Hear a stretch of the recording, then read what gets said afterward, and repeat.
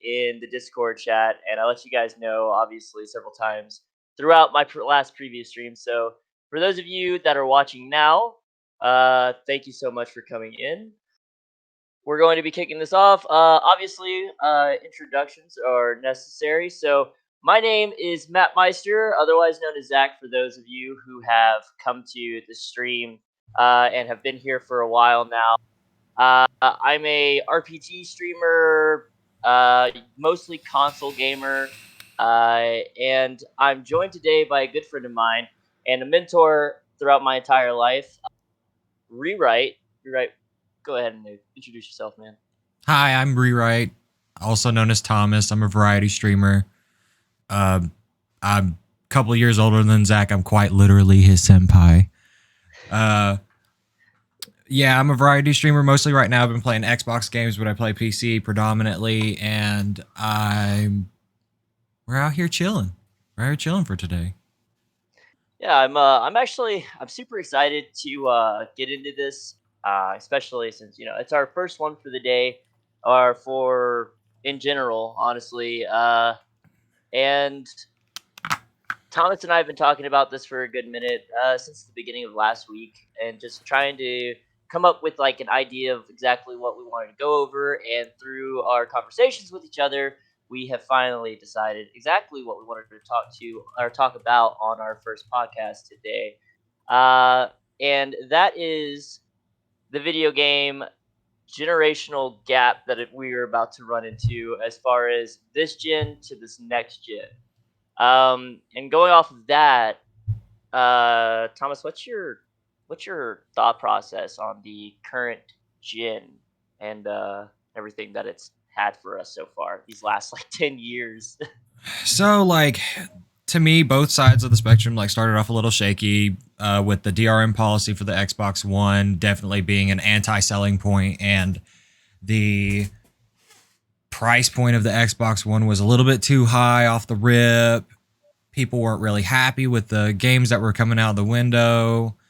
To me, the PlayStation had a much stronger they came out stronger out the gate. And apparently, if you look at the sales statistics, they dominated Europe, dominated. Most European households did not own an Xbox in any shape, form, or fashion. That shit's kind of wild. But That's news to me. I didn't know yeah, that. well, apparently, people two things about Europeans that sales wise tell you everything is they love the PS4 and they love FIFA, which is Yeah, yeah, it's wild. Um, FIFA specifically. FIFA specifically. But I think that about midway through the life cycle, towards the end of the life cycle, Microsoft doubled down on their services rather than their console. And because they Right. did that, they laid a lot of ground. They knew that they lost. They had known that they lost the console war for the Xbox PS generation. And they just laid down their services to prep for the next generation where Sony's just thrived and continued to thrive. They did kind of hit a little bit of a ceiling in my opinion because game releases started to stagger out, especially towards the midpoint. After the midpoint, yes, you had God of War and Spider-Man and stuff like that, but and Last of Us 2, which that's going to be the staple before the next gen. But overall, I think both sides did very well. Did very well for themselves and they learned from their mistakes, except for Sony. Except for Sony. Is that a biasness towards Xbox, No, or is that just in general? it's just that I feel like Sony doubled down too much on their own platform and did not they want you to stay with them. They don't and they want you only to have PlayStation friends. They don't really Right. want you to have friends that play on other consoles and they don't want your money to go anywhere else. Which from a business Right. standpoint I understand it, but as a gamer and a consumer of media, I'm just I'm not with this. I'm not with this, chief. Right. Good morning, Shads. I see that you have joined us. I hope you're having or actually, good afternoon, since you are in European territory. He said, yes, we are PlayStation territory. Kite also said this is very true. Hope you guys are having a great day so far. Going off of the current gen overall thoughts. Um, I think that PlayStation kind of dominated this generation. In my personal opinion, at least, I think that they dominated this generation. It's kind of like if I can go off a little bit, it's like in when we got Xbox 360 and the PS3, I think the Xbox 360 completely beat out the PlayStation 3 in terms of like user friendliness, the overall like theme of both of those systems, the games that they put out, the way things looked, the way the controllers felt. Uh, but in terms of the PS4 to Xbox One generation, I would like to say that I believe PS4 clutched out this overall this generation. I'm not adding the Switch in because I would honestly count the Switch more towards this next gen. You know what I mean? Because Mm-hmm. it came out like at the end of this lifespan. To be quite frank, um, and obviously I'm not going to count PC since PC is its own fucking thing. Remember Sony was going against Minecraft crossplay. Sony was lightened up last year or so. Yeah, yeah, yeah. Sony did lighten up last year. When come in turns to crossplay. Agreed.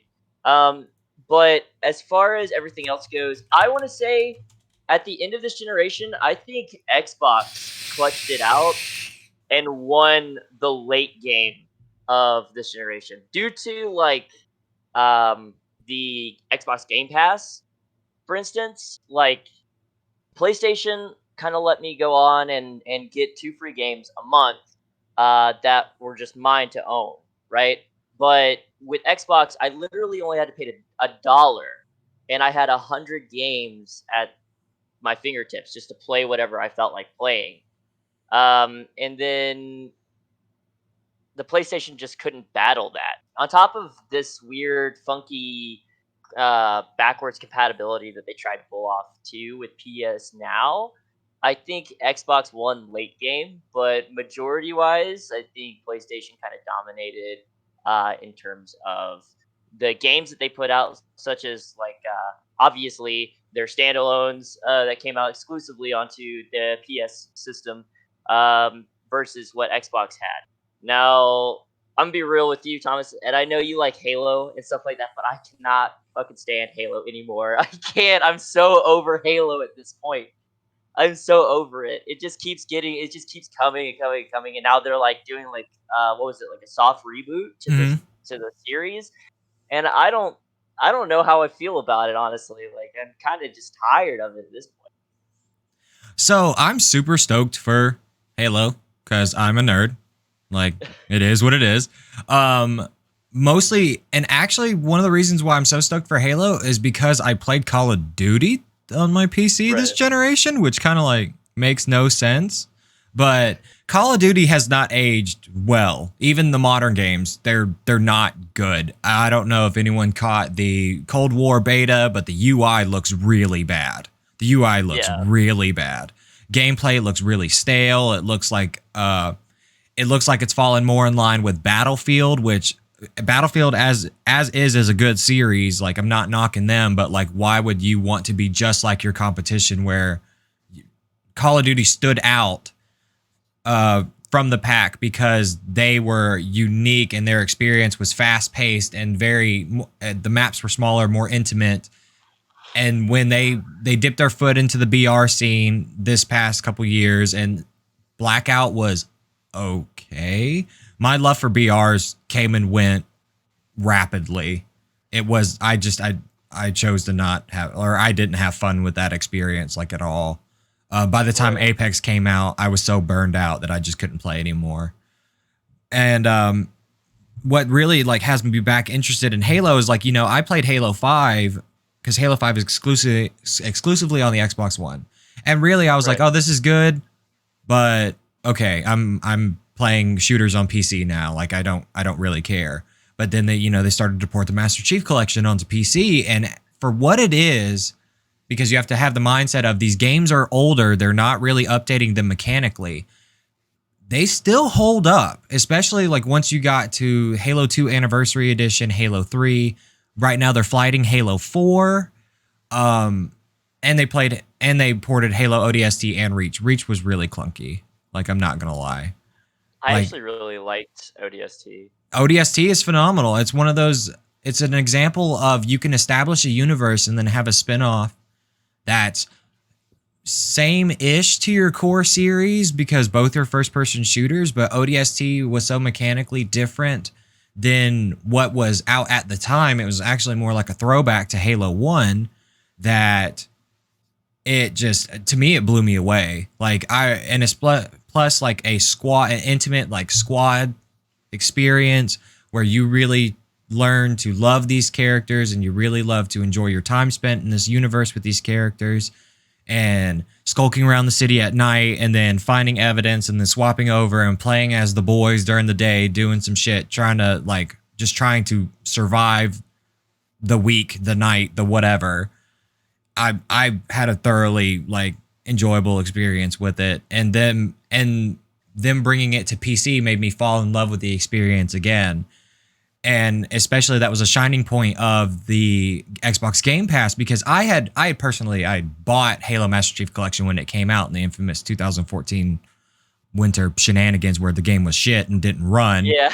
and nothing worked and I literally installed it. I was like, damn, I wasted money on this because I love as much as I love these games, this is bad. And they doubled down on development on it and they doubled down on keeping a hold of it and it lived to the point where it was thriving well enough on Xbox and they were like, you know what, boys? Let's put this bitch on PC. And then and it still holds up on PC. Like it still feels kind of floaty Mhm. because it is a console game on PC. Like actually you have option to there's a thing that you can download. You can download the Halo 5 Forge for PC and play it on PC and it's kind of it's chunky as fuck. And like if that was like cuz that was I found that when I was like okay, Halo Infinite is definitely coming out on PC. Like I had no doubts in my mind that it was coming out on PC. Right. And I was so stoked that like I found this thing and I was like, cool, I'm gonna play this. And I was like, ooh, this is bad. This is really bad. And so when they were bringing the Master Chief Collection and optimizing it as a whole for PC, that was when I was like, Microsoft is doubling down on their platform, not the Xbox console, but the brand and unifying it with their Windows. You know, I don't know if Right. anyone remembers Windows Live, but that was awful. That was an awful experience. It was not a very good experience. Everything was clunky. Nothing really worked right, and there was connectivity issues for everyone. That's why the service only lasted like what 2 years. It didn't last very long. Yeah.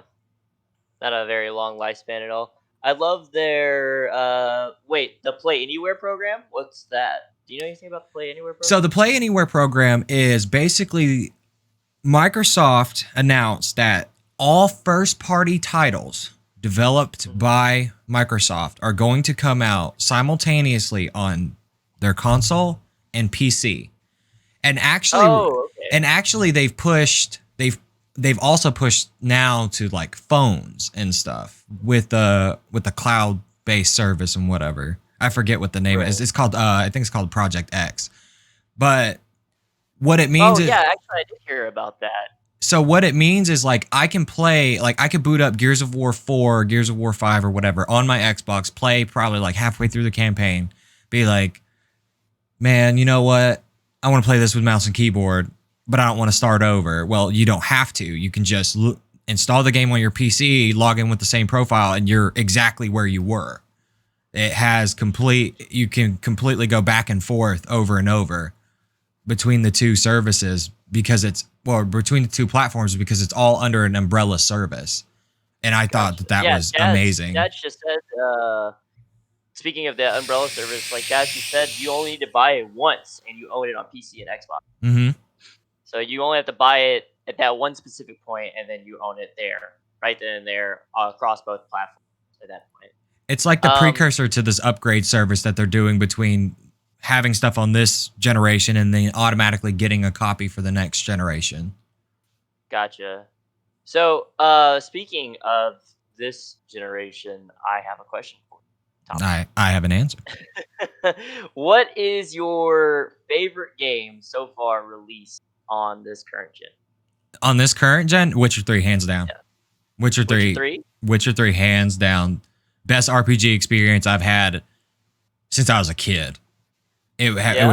It was really in depth. The story was phenomenal. CJ Project Red did a really good job with like the narrative experience. Like it made you want to replay it because I don't know if anyone here remembers the whole Baron quest line. I got the one where he hung himself. That made me Yeah, kind of I sad. got the But same one. like I was like, That was damn. so depressing. Like, and it was a game where like there was no right or wrong answer. Like you could just do Mhm. stuff and there was consequences of your actions, which that's fine. But the DLC for it, like I played what is it? Cold Heart DLC, cold whatever, I can't Um, remember.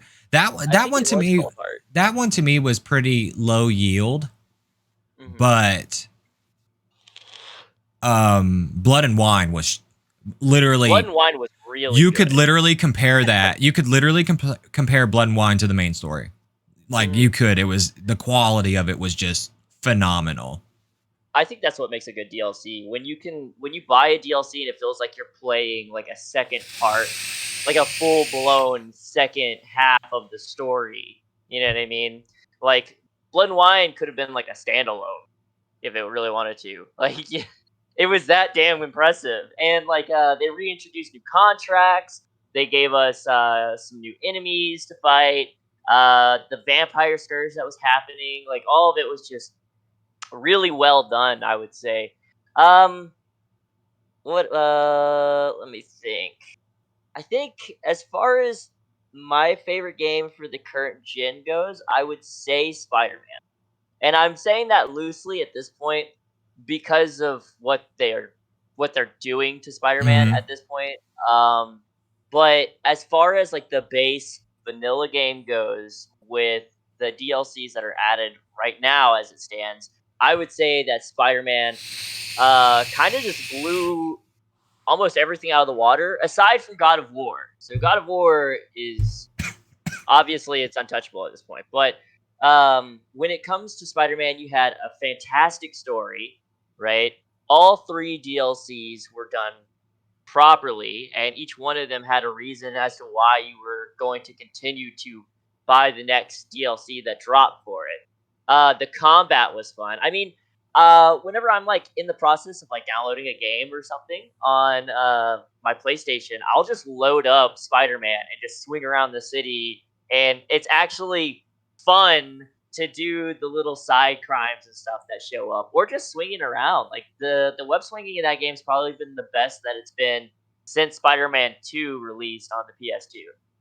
You know what I mean? Like it's amazing. I when it was originally announced, I did not have high hopes for the game just because of the last previous Spider-Man games that we had. It was just kind of like it was almost linear. Like it didn't feel good. I wasn't enjoying myself. But the combat in this new Spider-Man has been it's just addictive. Like it really puts you in the mask of Spider-Man. Like if I hit the circle button and I evade to the left and there happens to be a wall there, he'll like flip and land on the wall. And then if you press circle again to do the next evasive action, he'll like jump off the wall and do like a spiral over whatever is coming in your direction at that point. And stuff like that is amazing on top of being able to interact with the environment. Like, oh, I've got a group of guys over there. I can just shoot my webs and attach it to this damn bar and pull the bar across and knock them all out. You know. Shad says, for me, it was Monster Hunter World. It was so fresh not to have a game without loot boxes. Speaking Speaking of loot boxes, rewrite. Did you see that Canada is suing EA? I'm genuinely not surprised, especially after who was it? It was like Belgium or Bulgaria. Here, Dude, Blizzard over their hold loot on. boxes. I actually have something here. Give me a second. I'll pull it up and move it over here, and bring this back up. 1 second. Habooshki. Okay, so I actually have something here that was sent to me yesterday, and it says loot box lawsuit claims EA ran an unlicensed illegal gaming system. This was 3 days ago, and Electronic Arts is a target for a class action lawsuit filed in Canada over the use of loot boxes in its games. And the games that it put out that they're being sued for. You ready for this? You ready for this list? It's probably massive, So, but I'm here for it. so we're looking at FIFA, Madden, NHL, NBA, UFC 2 and 3, Apex Legends, which is surprising to me due to how successful Apex has been. Um, Battlefield 4, Battlefield Hardline, Battlefield 1, Dragon Age Inquisition. I didn't play much of the multiplayer of Dragon Age Inquisition, but Neither did I. I would imagine that it would have loot boxes in it at the time. Since Inquisition dropped before we got Battlefield or Battlefront 2, Mass Effect 3, Mass Effect Andromeda, Need for Speed Payback, Plants vs Zombies 1 and 2, Star Wars: The Old Republic. I'm assuming that's the MMO. Command and Conquer, Heroes of Dragon Age, Star Wars: Galaxy of Heroes, The Sims Mobile, and Warfriends. And this all escalated off of Star Wars Battlefront 2, and what they did with that. I think it's because I know that they corrected the loot box system in Battlefront 2 specifically, but they probably did not apply that across the board. Yeah. Because the whole Battlefront 2 lawsuit for pay for progression, like I know that's what FIFA does. I know that for sure.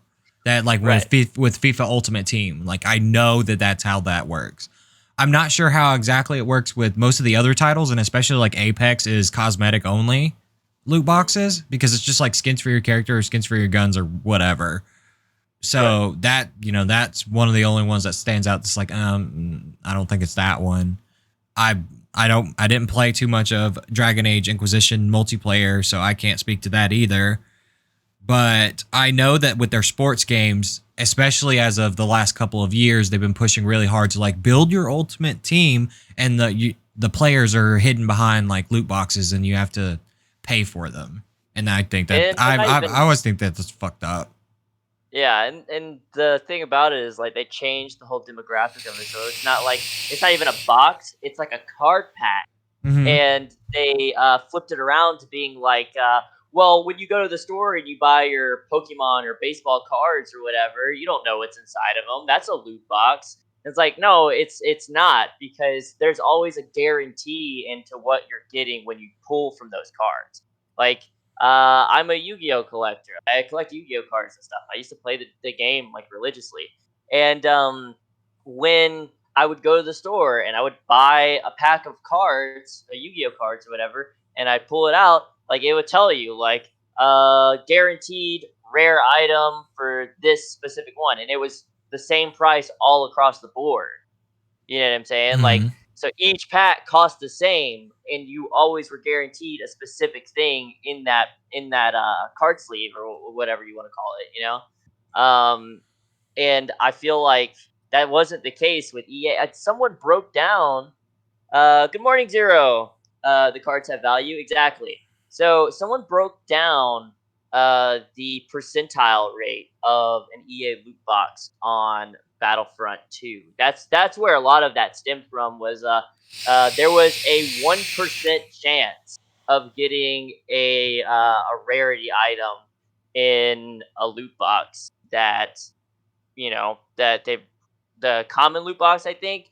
But the way that they were pushing it out was that you had a 5% chance of actually collecting one off of a common crate. And it was like, okay, so we have a 5% chance of getting it. So if I open at least like 25 of these, I should be able to at least score something. And then when someone went in and like data cracked the shit out of it, and they saw that the actual percentile was set to 1% chance.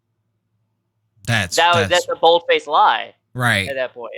They would One be of the, lying to the consumer. one of the things that makes it hype to me, it makes it hyper predatory for loot boxes to exist, like almost in the first place, is the fact that the stuff in there has no value and you don't own it. It is not yours. At Mhm. any point in time, the developer can ban you from your game, and however, you could put $1, you could put nothing, you could put $1,000 into a game, But if the developer decides to ban you, that stuff is gone. It's gone. And It's like not tied yes, to your account. there's an illegal like account trading like whole subsect on the low market and whatever, but like the accounts themselves and the items inside of the accounts have no actual value. So like by pushing stuff like, yeah, you need this to do this, you need this for progression reasons, and then suddenly like you if you really think about it, especially like the annual release sports titles, like you could put $100 in Madden and then it's gone the next year. Yeah, You, exactly. That's what Shad's actually just hit on. Like every time you load up a different FIFA, you start from zero. You don't have anything from your previous game to carry over into the next one. and that shit's bananas. And as much as I think that EA has taken a step forward in the past like 2 years, not necessarily as a company itself, but giving their the people under them that they produce games for more creative freedom to like make games of their quality and not stick to the EA stamp of loot boxes everywhere and the consumers got to give us all their money. They still like they have to pay for the sins of their past. They've made a gajillion dollars off of this fucking market that's hyper predatory. Like I don't know how much your audience is familiar with the CS:GO like skin market, but that shit's fucking astronomically expensive if you want stuff to the point where it's brought some bigwigs down because kids are putting money into these games supposedly being guaranteed stuff, and that it's not the case. And if an individual can be held accountable for this, why not the company? Why not the company that's Right. pushing this mechanic out and is harping on it as a core? Like it's arguably a core mechanic of these games. Right. So moving away from a negative topic, because I mean it is a negative topic, and I'll be real, like I'm kind of happy with what happened with EA as far as Battlefront 2 goes, because it killed off loot boxes, Mhm. and I think that was probably the best thing to ever happen to video gaming in the No, last I like 10 agree. years, as far as that goes. Um, Zero says, in my opinion, games that have loot boxes should be rated 18 and older. And I can somewhat agree with that due to the fact that it could be seen as a gambling, like it could become a gambling addiction, because I mean that's what it is. It's gambling. You don't know what the fuck you're gonna get, or you don't know the chances. You don't know the likelihood, and you're trying to score for a specific thing, and the chances of it is very slim, and you can become addicted to pulling that lever to get that. But again, moving away from that negative topic of what EA has become, I wanted to ask you, what's a specific game from this current generation that took you by surprise? Like overall, just for these last few years that PlayStation has been out, what do you think personally was probably one of the most surprising games that you picked up? Mm, probably like so I was gonna say Titanfall 2 because it has a campaign. Hmm. But like now that I kind of like think on that point, like the campaign was solid. It was good first person shooter campaign. It was a good the game was mechanically sound. It's everywhere now. Thank God that EA is getting rid of fucking Origin. Um, I'm so tired of loading up my PC and then the Origin thing pulls right. Honestly, probably like Hellblade. Something like Hellblade was mad good. Developed by it was Ninja Theory, I think, developed it. up. And it was such a like mechanically sound game first off, but this narrative is so good. It's so fucking good.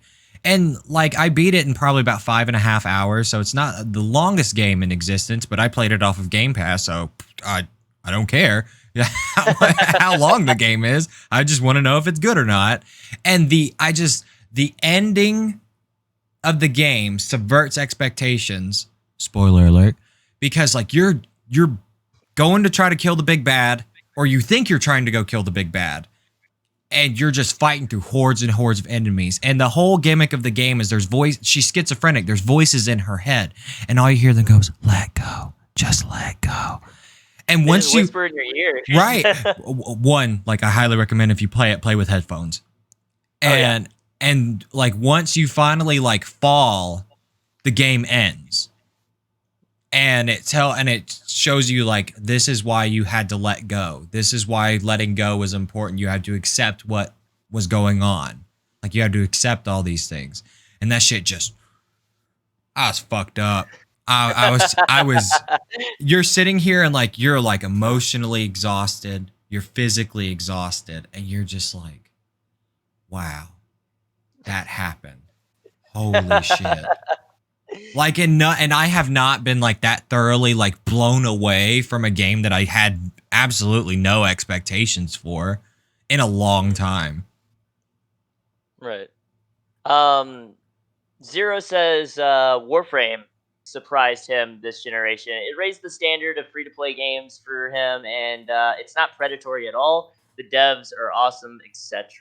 I will say I did play Warframe for a good while, and where you could pay for things like platinum and stuff, you could just get platinum on your own. Sure, it'll take you a minute to like obtain it or whatever, or like sure it'll take you a minute to get what you want, like new skeleton or new suits to wear and so on and so forth, versus paying for it outright or like creating your dojo, etc., etc. But like Warframe did kind of take me by surprise as well. I wouldn't say it was the most surprising for me as far as this current gen goes.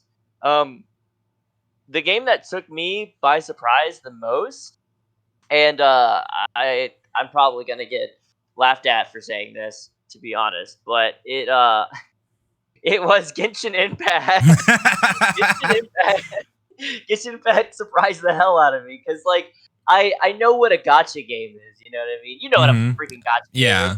And like the second they started like advertising the game and everything, I was looking at, it, I was like, why would I play this? The world's probably really small. There's probably like hardly any dialogue, any voice dialogue throughout the game. The combat will probably be really bland. Like it'll be just about like collecting the characters and upgrading them to make sure they're as powerful as ever, and then I'm gonna get bored like 2 days after I don't get a character that I want. And I surprisingly am in love with Genshin Impact. Like the second I loaded that game up and I was in the world, you know, you pick your hero, you pick which one you want to play as. You want to play as the female twin or the male twin.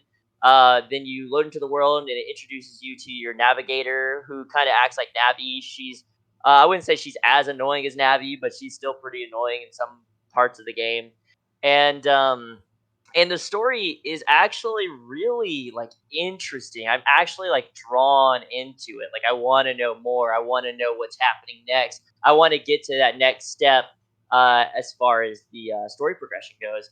And the characters that it gives you off bat aren't even boring characters. They're all like really interesting characters, even when you play a character that doesn't even have a voice. I mean, this coming from someone who plays a lot of JRPGs where like the main character tends to not get voiced over or anything, or they have like 6 or 7 lines that they say throughout the entire span of like 100 hours of gameplay. Persona, I'm looking at you, but like Genshin completely just took me off guard. Like I loaded it up, I started playing it. The first words that came out of my mouth was "Holy shit, this game is beautiful." Like I feel like, and a lot of people say it's like Breath of the Wild in some regard. Um, and I can see exactly why you would say that. I mean, you have the stamina bar, how open and massive and rewarding the world can be. But the problem with Breath of the Wild, in my opinion, was that it it I don't think it was a Legend of Zelda game personally. There Mhm. was a lot of things in it that I just didn't agree with. The fact that they killed off some of these other aspects that make Legend of Zelda, like the main dungeons of the world, the trail that Link usually has to go through. I mean, it's always different every game, but it's always within like the same aspect of the original, because that's the whole point of it. You know, the reincarnation, you relive it, you go through it. It's always somewhat different, but it's the same general idea of what you do as Link, the one that links everything together. But as far as Genshin goes, like there's something every single where you go, and that's why it does. That's what it does so well in comparison to Breath of the Wild. Is like you were expecting a Legend of Zelda game. It was not a Legend of Zelda game. It was vastly different than any Legend of Zelda game that we had. I'm not saying it wasn't good, because it wasn't. I mean, it was, but it wasn't a Legend of Zelda game in the regards of like what we understand as Legend of Zelda. And I feel like it's a little bit of bias because I've been playing since N64 Legend of Zelda. But yes, Genshin Impact completely just blew me the hell away. I was so impressed. I'm still impressed with it. I'm still currently playing. Like right before we even started the podcast today, like I was still playing the game, and like I'm interested in it. I don't have to pay for a single thing. I can get what I want.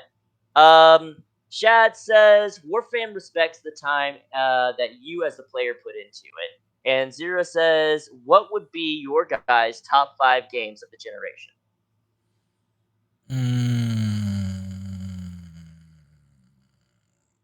Top 5 would probably be Witcher. It would be Mhm. definitely Witcher, Hellblade. Um, Star Wars Jedi Fallen Order. That was good. That was really good. I've I heard nothing but good things about that I game. enjoyed the I fuck out of never that played game. it. I enjoyed the I never played it. fuck out of that game. I Uh, watched you stream it. That's all I know it was about it. it was good. It was hard, but it was good. Yeah. I actually Zero also had says it's so good. I actually had some of the Jedi Fallen Order streamers come in and like, yo, you beat the dojo in one life. Like that's sick. Like that's hard. That's an accomplishment. And I was like, bro, I was just fighting shit. Like I don't know. I don't know what you want from me. I'm just here. I'm just here. I'm I'm just just trying to doing get it. I'm doing the thing. Um, I want to. You know what? I want to say Pokemon, but not really. Honestly, like this last Pokemon game that they put out, I was kind of disappointed in it. I liked it, but I Could liked have been better. it. Like I was one of those like I liked it as much as the handheld, the recent handhelds, the older handhelds were much better to me. Mm, But also maybe it's because I view the game differently. So like it could be just me. I'm not their target audience. Like is what I think. Um, Control. I loved Control. I loved Control is it. really interesting. I Literally, figured you were gonna put Control out there. Control was so good, brother. Oh my god. And especially because like I'm a hyper fan of universes that you think that are completely separate and they all kind of like slowly like tie together and it turns into yeah, they all exist in the same universe. Alan Wake is confirmed to exist in the Control universe, which is the whole reason why I went and played Alan Wake. Which Alan Wake Right. was good, but that's a 360 game, so that's kind of old. Yeah. And Quantum mm, Break is in that universe too. yeah, Quantum Break was Weird. I never like decided if I liked the game, but the show I liked the show. I was pissed off. I was pissed off that my favorite character Liam got killed, but whatever. Yeah, like that shit. That shit pissed me off because I was like, there ain't no way I'm fighting him. I'm like, oh, he dies anyways. Great. Like that's fucking awesome. Rude asses. Right. Um, Zero also said that he enjoyed his playthrough of Quantum Break as well. the show was good. I was Yeah. digging the show. The gameplay kind of like fucked me up, and especially like I'm not a fan of waiting for the last boss to introduce mechanics to you. Because that's always like I learned how to do this whole game. Why now I have to play this fundamentally different? Is Right. my issue with it. And God, what like I played a lot of games this gen. I played a lot of games. Like I feel honestly, you. I've fired and forgot a bunch of games even. Honestly, probably my fifth one would be like Night Call. Like I don't know if you ever had a chance to watch those streams, but literally all you are is a taxi driver and you're getting blackmailed by the police and you have to find a murderer and there's three different murder cases that they give you and you drive your taxi and you talk to people and you get clues and then you investigate like who this murderer is for this case and That it sounds really interesting. it was I it might was have to pick that up. like I had people come in and they were like, "Yo, like you're because it's not there's no voice dialogue in it." So I'm like, I'm just reading this story, and everyone's like, bro, like there was a moment where like one of the killers is in the car with you, and they're like, I was like, we're dead, boys. This is it. This is the end of the line. Like he's gonna shoot us through the fucking seat. Like we're done. And everyone's Wait, like, wait, wait, wait, wait, wait, wait, wait, wait! Don't spoil it. Don't spoil it for me because I want to fucking play this. This sounds amazing. it's on Game Pass. It's on Game Pass. But like I'll pick it up. it's so intense. And the thing is like it is no action whatsoever. It is all dialogue and decision making by dialogue. And it's set in France. It's set in Paris. So like a lot of the things are like they reference like French architecture, French history, stuff like that. So like you get really immersed. Like you don't think anything of it at first because you're just like, yeah, okay, I'm driving a taxi. I've got to worry about like getting gas and shit and Right. making money because like I've got to pay bribes to people for information and stuff. And then you're like, okay, I like this. Oh, I like this person. I'm gonna go pick them up again. Oh, I like this person. Oh, this guy's kind of a prick. You're like, fuck this guy. You know, Yeah. it's so good. It's so good. I'll have to check it out. I think as far as this current generation goes, my top 5 favorite games would probably be Spider-Man, obviously. Um, God of War would be number 2. I think probably Assassin's Creed Odyssey. Odyssey was really well done, I think. I mean, it was an RPG game. It was completely different from all the Assassin's Creed games that we have ever previously received, in terms of it being like a true RPG experience.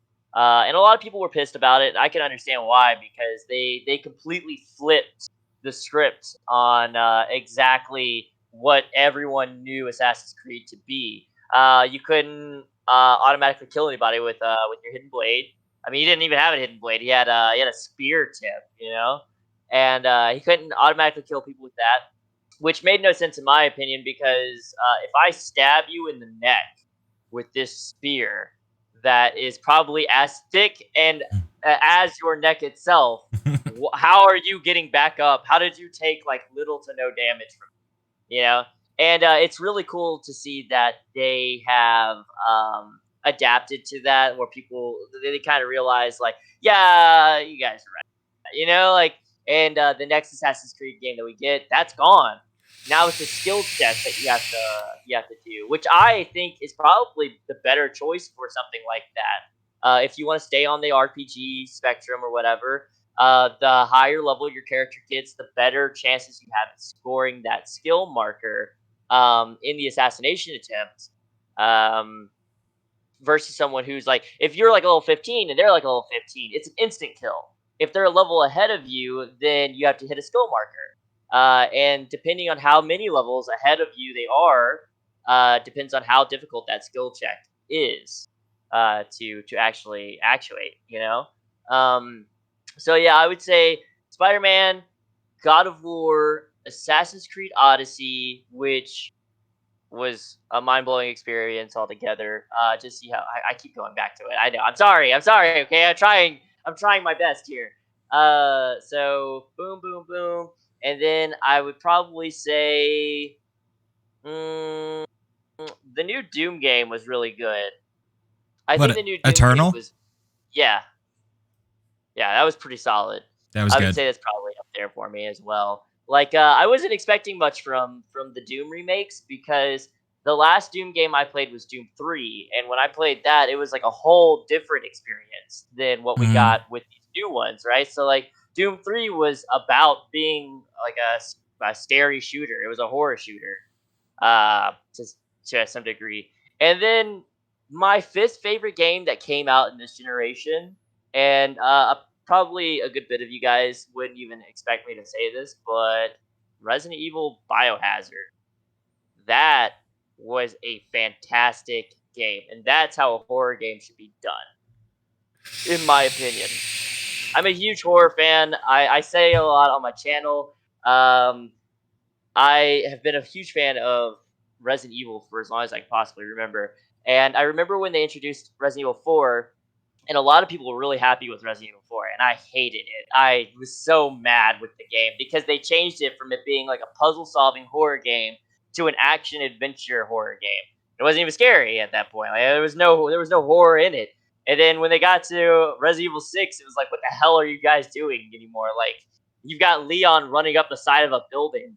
Like, what is this? Like, he's just like hightailing his ass all the way up the side of this like 6 foot building. It was the dumbest thing I think I could have ever seen come out of a Resident Evil game. But when they went back and they changed it all to a first person horror adventure through this dilapidated house, trying to uncover the mystery of what the hell is going on. Why is it that I shot this dude in the freaking head and he got up and walked around and is still talking to me in coherent sentences, and he's got a chainsaw now, and I just ran him over in a freaking car and he's still okay. Like that was a crazy experience for me. I would say Resident Evil Biohazard was probably one of my all-time favorite Resident Evil experiences outside of Resident Evil Zero and Resident Evil One. And plus, I heard that Uh, it was really good experience to have in VR. Like, a lot of yes, people in VR have issues with like motion sickness and the game doesn't play right and everything feels clunky. And I heard it was one of the standout VR experiences to have, and to have a VR horror experience. Like, that's got to be sick as fuck, yeah. Like, granted, like I'm one of those, like I'll chicken out and like shut my eyes or some shit, because or I'm either like no, like I will either disassociate and be like, this is a game, I'm not scared, or like I accidentally punched a hole in my $300 monitor because fuck you, that's why. Like there's really no in between. Right. I didn't get to play it all the way through in VR, but I got to experience it in VR for a little bit. When I was uh, stationed in Texas for a while, one of my buddies at the time had VR, and I got to play around with it for a little bit. And that was one of the games that I ended up playing was Resident Evil 7 in VR, and that was terrifying. Like it was a whole different ordeal because you got the headset on and you're sitting there at the table and they're eating human flesh in front of you, and you're just like, what the fuck, dude? Like, I can lean in and look at you closer if I wanted to, or like this guy's about to freaking cut my arm off or whatever, like cut my leg off or my finger or whatever. And you can like literally look at it and be like, oh my god, it's like freaking you the fuck out. So yeah, Resident Evil 7 was definitely an experience. And talking about an insane experience. I actually wanted to bring something up. So we were talking about Microsoft earlier, Hmm. and some of the things that they've got planned for the future, and some of the things that they've done, and so on. And I honestly just want to go ahead and say, what the fuck did they do to my baby boy Fable? Like they destroyed Fable. I can't forgive them for it. That was 15 years ago. I Calm can't down. forgive I can't, dude. I can't. I won't let it go. I can't let it go. I can't let it end like this. Okay. And the reason I'm bringing this up is because we got an announcement that we're getting a new Fable to the series, and they haven't confirmed if it was going to be a. They haven't confirmed if it's going to be like a reboot Fable, or if it's going to be a continuation, or if it's going to be like a soft reboot or anything. Like they haven't done anything to let us know exactly what they were planning on doing with the game itself. But I just I can't forgive Microsoft. All right, I have a thing against Microsoft. Okay, and you've known me for as long as you've known me. I have a hatred towards Microsoft in certain things. Okay, one of those things is the fact that they fucking destroyed my favorite series. All right, and it's and gone. and they banned you from Xbox Live. They did ban me from Xbox Live. Okay, yeah, that is another reason I should be upset. All right, they banned me from Microsoft banned me from Xbox Live for 999 years. Okay, like that was not okay. That was not acceptable. I didn't even do anything wrong. let me I let me like let me paint a picture for y'all. Let me paint a picture, okay? It's a midnight release for Destiny 1, right? We go to the we all pile up in the car and we go to GameStop to get fucking Destiny. Okay. I got it on Xbox One. Zach got it on Xbox 360. He is literally playing the game in my living room. Okay. I'm playing it in my bedroom. He comes in there and goes, Thomas, what the fuck? I'm like, what? Microsoft banned me. For what? Cheating. What are you talking what are you talking about? How are you cheating? He was like, I don't know. I was just playing Destiny and I got banned. And I'm like, wait, what do you mean you got banned? He was like, look, and then I went into my living room and he's banned forever. And apparently, I was like, maybe this is a mix up. Like, try to call him in the morning. Like, let's try to get this sorted. So he calls him in the morning. They're like, no, it's for they said something about like you owned an illegal copy of the game. Basically, they accused Zach of breaking Street Date, which I don't know if y'all are familiar with. Street Date is a game cannot hit the market before its actual release date. Like, that is illegal as fuck. And they accused him of breaking Street Date, even though I was literally in the other room playing the same game on the same family of consoles. And so he went and sold all his shit and bought a PlayStation. So let me further let me further explain this whole situation. Also, Shatsy said he wanted to shout you out in chat. If you're not in chat for him to shout you out right now. But this is my buddy I Rewrite again. He's super easy to find on Twitch. I could probably go ahead and link. What's your what is it? It's just Irie, right? Twitch.tv/ Look, I should be here now. All right. Shads, try and shout him out now. I do be here. I'm watching an ad. So let me further explain as far as my banning goes from Microsoft forever. I was working at GameStop at the time, and I was actually doing the midnight release. So Thomas drove me to work that day.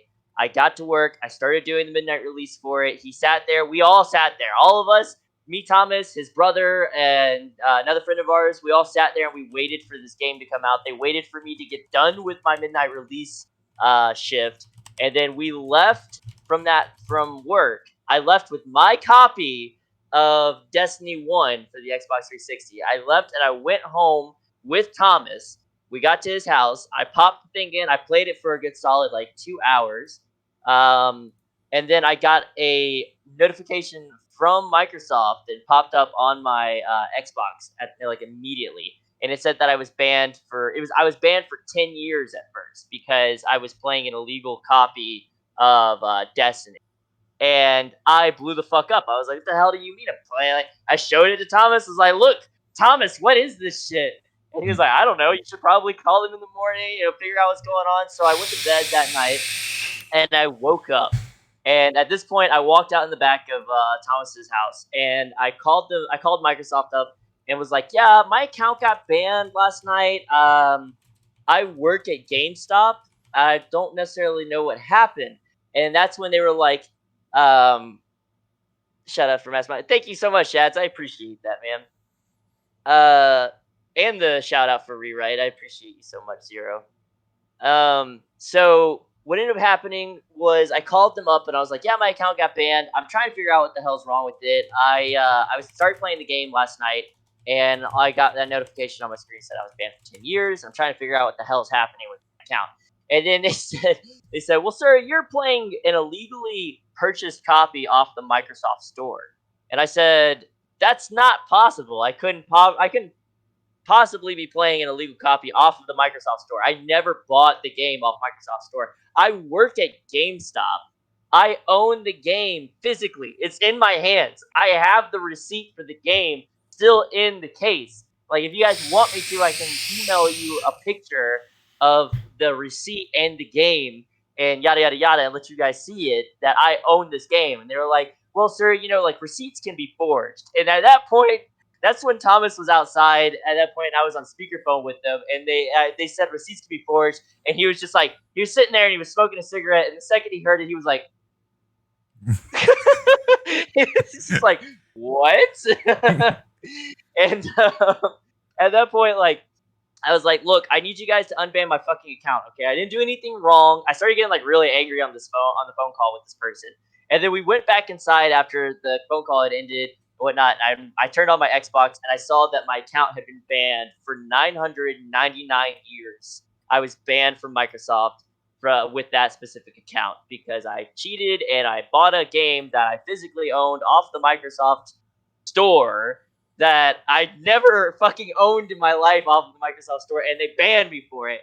And as soon as that happened, I asked Thomas to drive me home. I grabbed all of my Xbox shit, everything, like my Turtle Beach headphones, my Xbox controllers, all my Xbox 360 games, the console. I went to GameStop and sold all of it right there on the spot, and bought the Destiny 1 white PlayStation that they released for the game specifically. I bought that. I bought two controllers with it. And I bought another game to go along with it besides just Destiny 1. So I had something else I could play on the account. And I started playing. At that point, that's when I became a Sony boy because Microsoft fucked me over not just once, but twice. They killed my favorite franchise and then they destroyed me. They were like, "Oh yeah, you like Fable, don't you? It'd be ashamed if we destroyed your account where all your data was." Bam! And just annihilated my whole account. I lost everything. I had every achievement for Fable 2 and I had every achievement for Fable 3, and they just destroyed it. They were like, "Ah, you're done. Goodbye, X Death Shadow X." Just completely annihilated my account. Zero says, "Wow, that sucks. So the new Xbox account you have now is a different account." Yes, the new Xbox account that I have at this point, Doctor Sony, is a completely different account. I have not a band story, but a reputation story. Oh, I'm interested to hear that, Shads. What's up with this reputation story? And in the meantime, while we're waiting on Shads to say something, Thomas, when have you ever experienced anything on any platform that's kind of similar to that kind of story that I just told? Nah, I'm chill. Fuck you! I'm chilling. God damn it! I've never been like, especially a lot. I know a lot of people that have been banned for like being toxic. Like I was never overly toxic. Like I'd be like, "Fuck you, nerd. You're a bitch, nerd. Fuck nerd," and then like I'm chilling. Xbox, I've never been timed out. Never been banned. Never been nothing. you lucky I bastard. like I'm typically I'm just chilling in the cut doing my thing, and when people piss me off, I'm just like, nah, shut the fuck up. I don't argue with people on the internet. Zero says, "Can I play devil's advocate? Don Maddock ruined Xbox with the Kinect and TV crap. Phil Spencer saved Xbox, in my opinion." That comes from Zero 86 SK on my chat. I feel like the Kinect was a weird peripheral that they shouldn't have even kind of they pushed it too hard and they made it mandatory in even some cases, and I don't understand why. Like there were so many people that would buy an Xbox One when it came out, take the Kinect out of the box and then turn around and sell it like on in the I did same it. transaction because I they're did like the same. I did.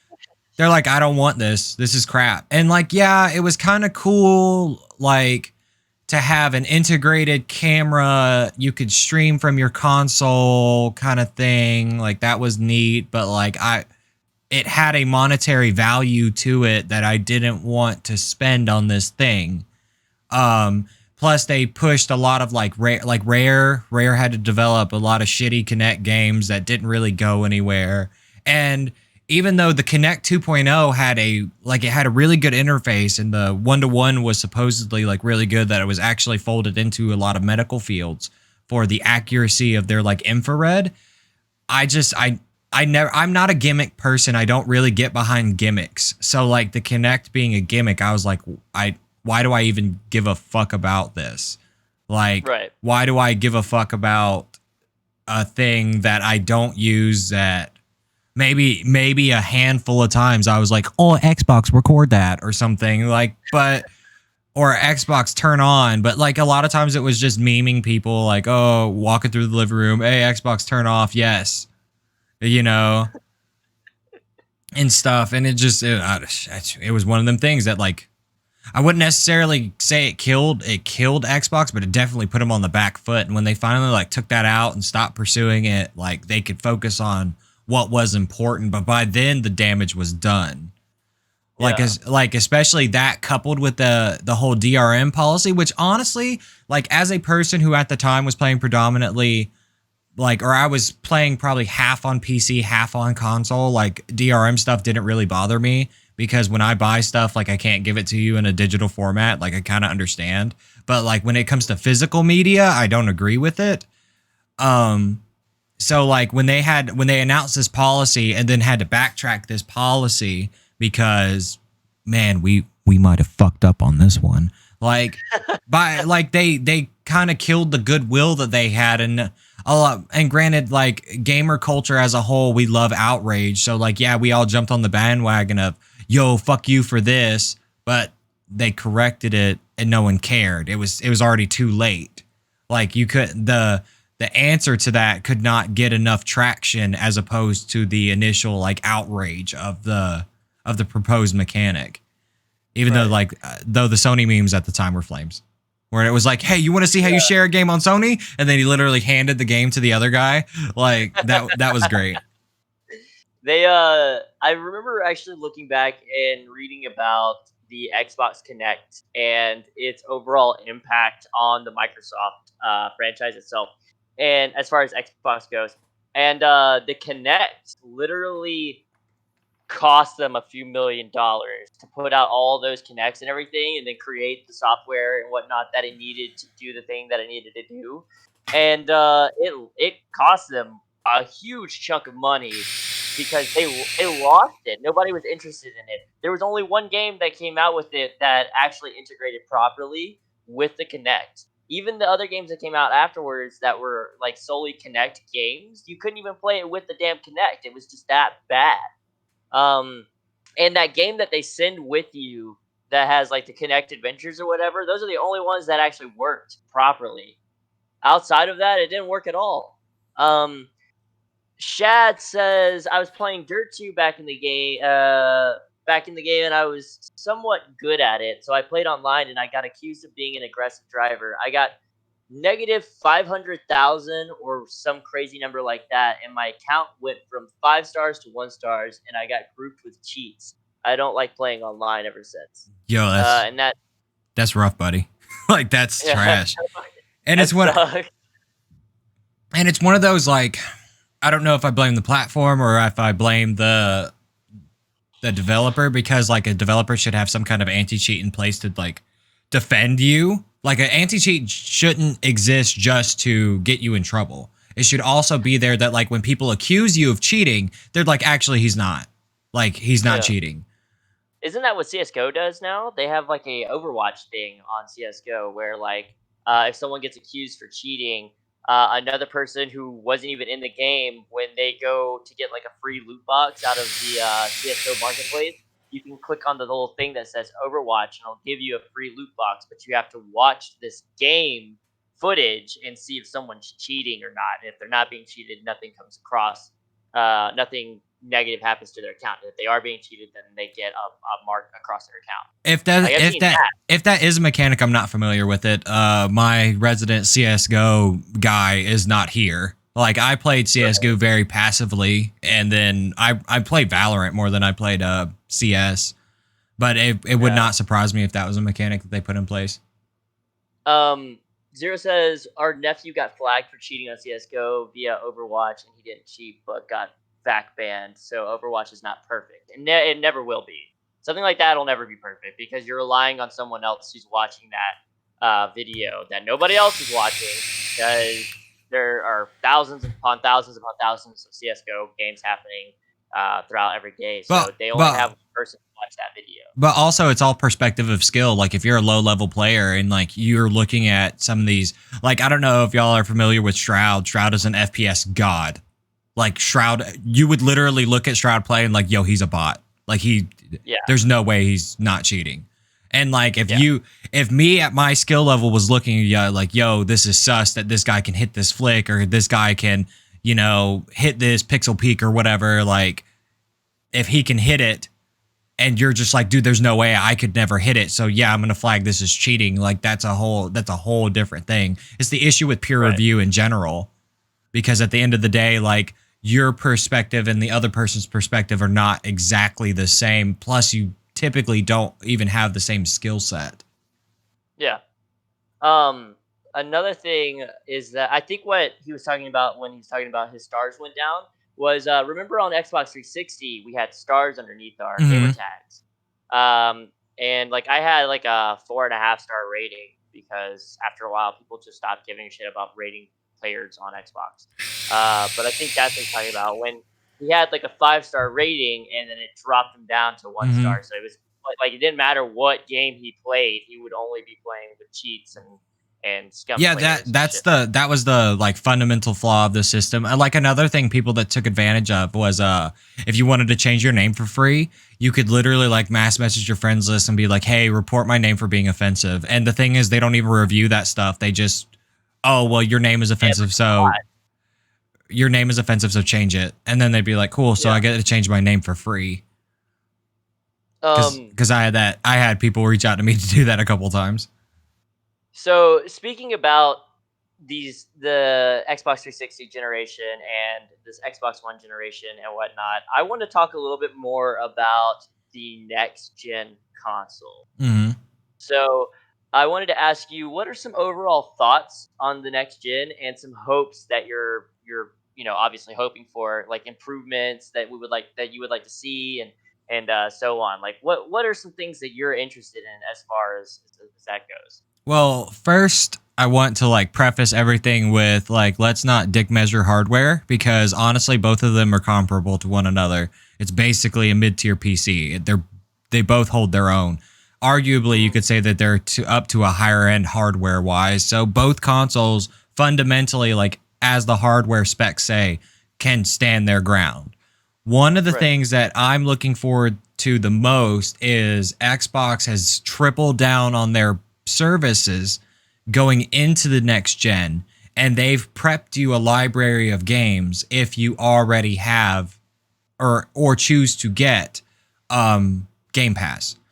You will Right. already have a boatload of games going into the next gen. I don't know. I heard that Sony's having like these weird backwards compatibility policies going in with the PS5. I'm not Yeah. 100% sure about it. And I know some of the studios with the free upgrade are getting kind of predatory. Like even though like I love Control from now until the end of time, the publisher for it, I think the publisher's 505 Games, they said that you have to buy specifically the ultimate edition of the game for it to upgrade from what's like the current generation of Control into the next generation. The thing is they just released the last DLC for it. So it's one of those like, why would I buy the gold edition after I've already bought all of this stuff when the next Right. gen starts in 3 weeks, 2 weeks even? Like, why would I even do that? So that's kind of got me kind of, but at least that's the only case that I can think of that's going into the next gen. Mostly one of the things I'm looking forward to is a lot of the integration with other platforms. Microsoft is putting their best foot forward with allowing their IPs onto different platforms. Minecraft is owned by Microsoft, like, Yeah. and it is literally everywhere, absolutely everywhere. They're the first people to. They're putting their best foot forward with their first party titles being available on multiple platforms. Now, I'm not saying that they're going to release it for the Switch because the Switch has got like really low yield hardware, unless like a Switch Pro or whatever comes out. Like that's going to be that's going to be an issue. But Sony has doubled down on their own platform. Everything is very insular. They are their own, like they are building their own pillar, and this is the hill that they are going to die on of keeping their stuff where it is, and you can only play it here. Now, I know there was a lot of backlash this current generation because some of the things were getting ported to the Epic Game Store specifically. But honestly, like I don't understand that argument too much because you should want your games to be as accessible to as many people as possible. I understand Yeah. not allowing it on the competition, like that makes sense, but allowing like Horizon Zero Dawn is on Steam. Like Horizon Zero Dawn is on Epic Game Store, which granted I heard the port kind of plays like shit, but Right. it could be better now. I don't know. But we're prepping, everyone is prepping like for tomorrow, and I feel like Sony really needs to evaluate what their gamer base wants. At the end of the day, regardless of what end of the spectrum that you're on, you want to play with your friends. Like it's all you care about, which is why this past console generation, a lot of people's selling point for a PlayStation or Xbox was, what do my friends already have? And Right. then I'm just gonna get that. And then like, yeah, some of us had the friends that had everything, or some of the friends that had, otherwise you just bought what they had and that you kept it pushing. So I hope that Sony kind of opens up even just a little bit and allows some of their games that's going to be multi-platform to play with other people. The biggest thing that has me concerned about that though is Sony was the first one to stonewall Fortnite crossplay. There was Yes. literally a switch, literally what Microsoft announced, and they gave this infrastructure to all of their developers, was basically it was a switch accessible to you. All you had to do was flip it, and there you go. It's there.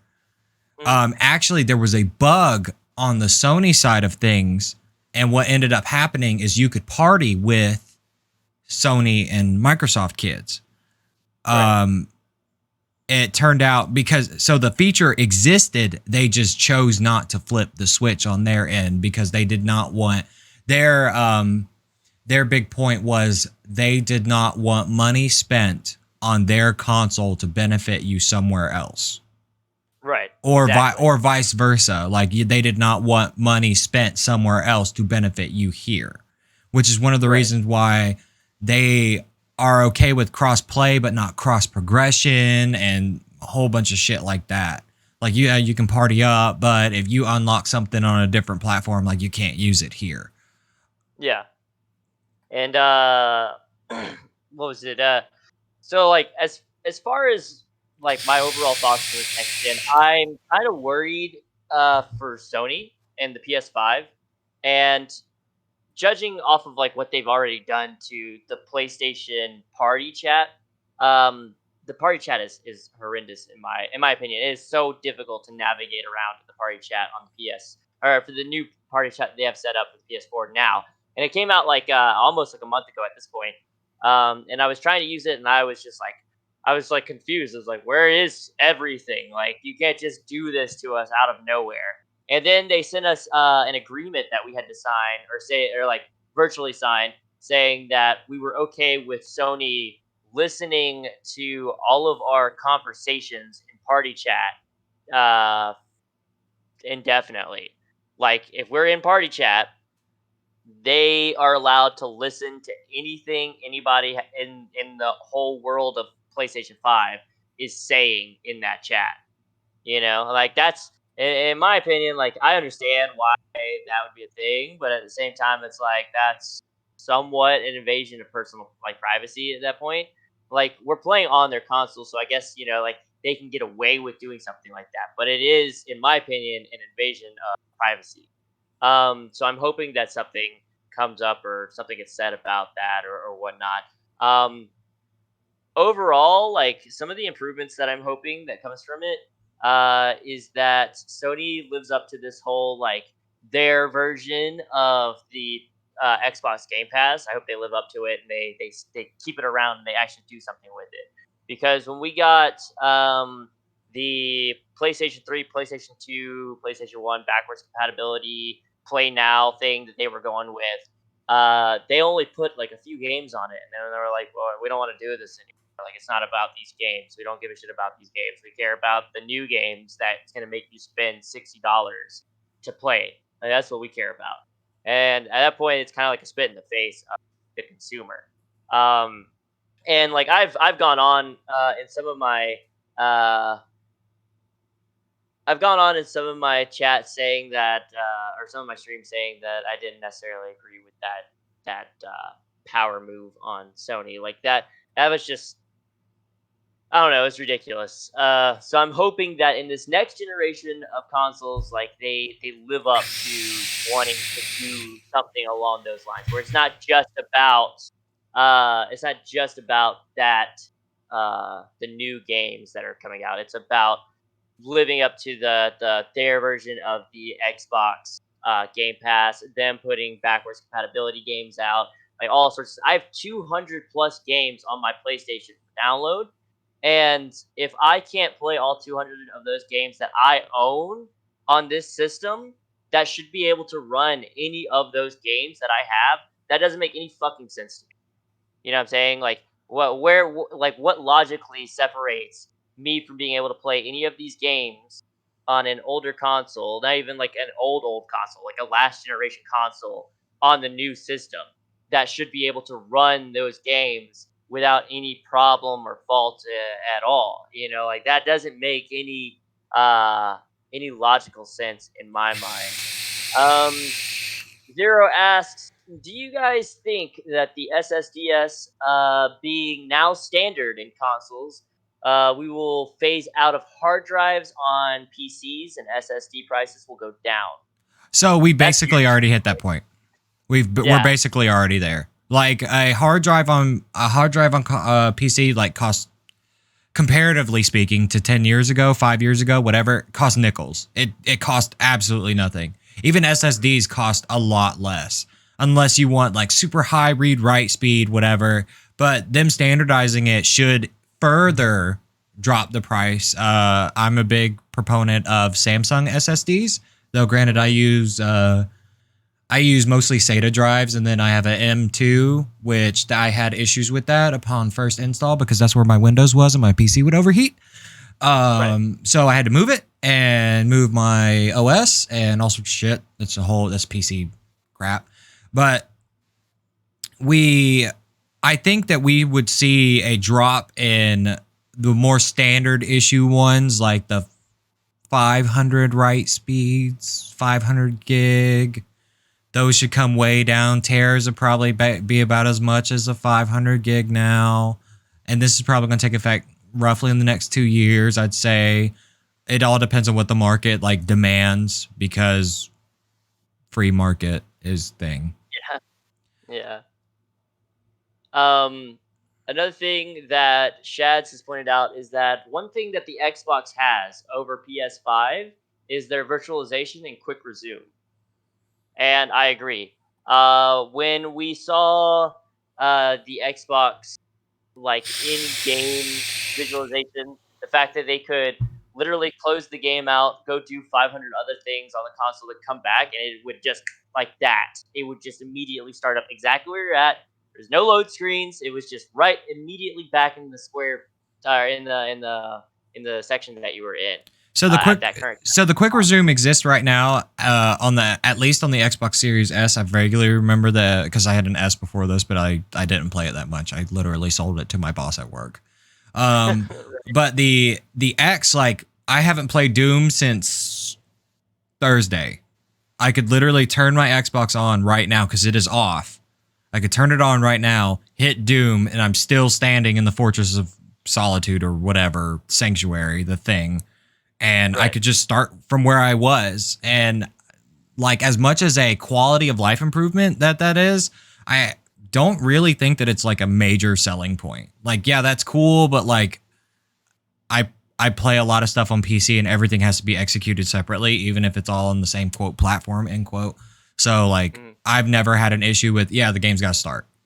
Like, Right. quick resume is sick. Quick resume is great.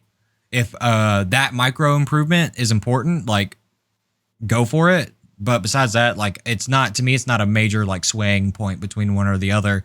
If you were actually like having that conversation with yourself about what am I going to buy. Right. Another thing that Zero said he slapped you a follow over on your account. Thank you, I He appreciate it.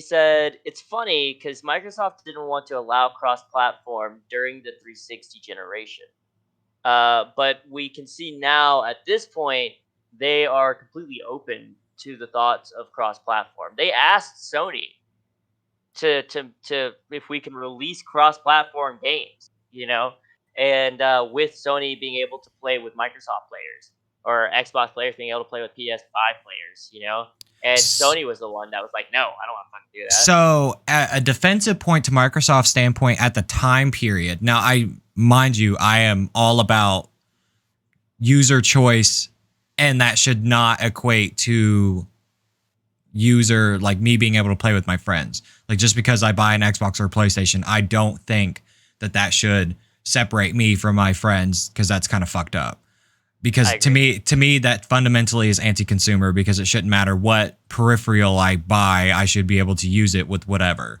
But business is business and whatever. Now at the time of the 360 generation, the Xbox 360 service as a service and as Xbox Live Gold was a lot more secure than the PlayStation Network. PlayStation Network Right. back then was a fucking joke. It was literally like some kind of tacked on multiplayer experience. Actually, Plus was barely like a thing because Yeah. everyone and their mother could play multiplayer on a PlayStation 3 without having. This was back when Plus wasn't mandatory for online service. And I don't know if you ever played Call of Duty back in those days. If you booted up Call of Duty on your PS3, 9 times out of 10 you got a hacker match. 9 times out of Yeah. 10. Like, and Xbox like took a stance, looked at these metrics, was like, no. So like I kind of understand, like to a degree. If Yeah. that was to happen now, I would hold Xbox accountable the same way that I hold Sony accountable. But right now, that's not the case. And see, like another thing you have to look at is like when PS2 finally came out, they tried to do like an online thing, right? So like I remember playing or trying to play Metal Gear Solid Snake Eater, the multiplayer that they had out for Snake Eater at the time, which was a shit show. It would take like an hour to find a lobby. The match would last all of maybe 20 minutes, and you have to wait another hour to find another lobby. And that was like when it was like their first attempt at even trying to do online multiplayer for any of the consoles. And then we had the Xbox, the original Xbox come out, and they annihilated multiplayer. I mean, Halo 1 multiplayer was outstanding. um, and all they did was use the same servers that they were using for their computer platform back when you could play Halo 1 on the computer with multiple people online, and then we got the Xbox 360. And since they already had all this training and experience with playing online multiplayer or doing online multiplayer, the Xbox 360 excelled in multiplayer online.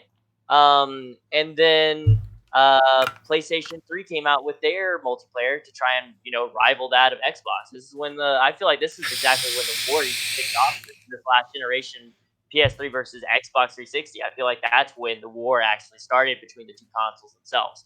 Um, and then when PlayStation 3 released their version of their online, it was a fucking shit show. Like it was bad. Like it was nothing in comparison to Xbox 360's online multiplayer at the time.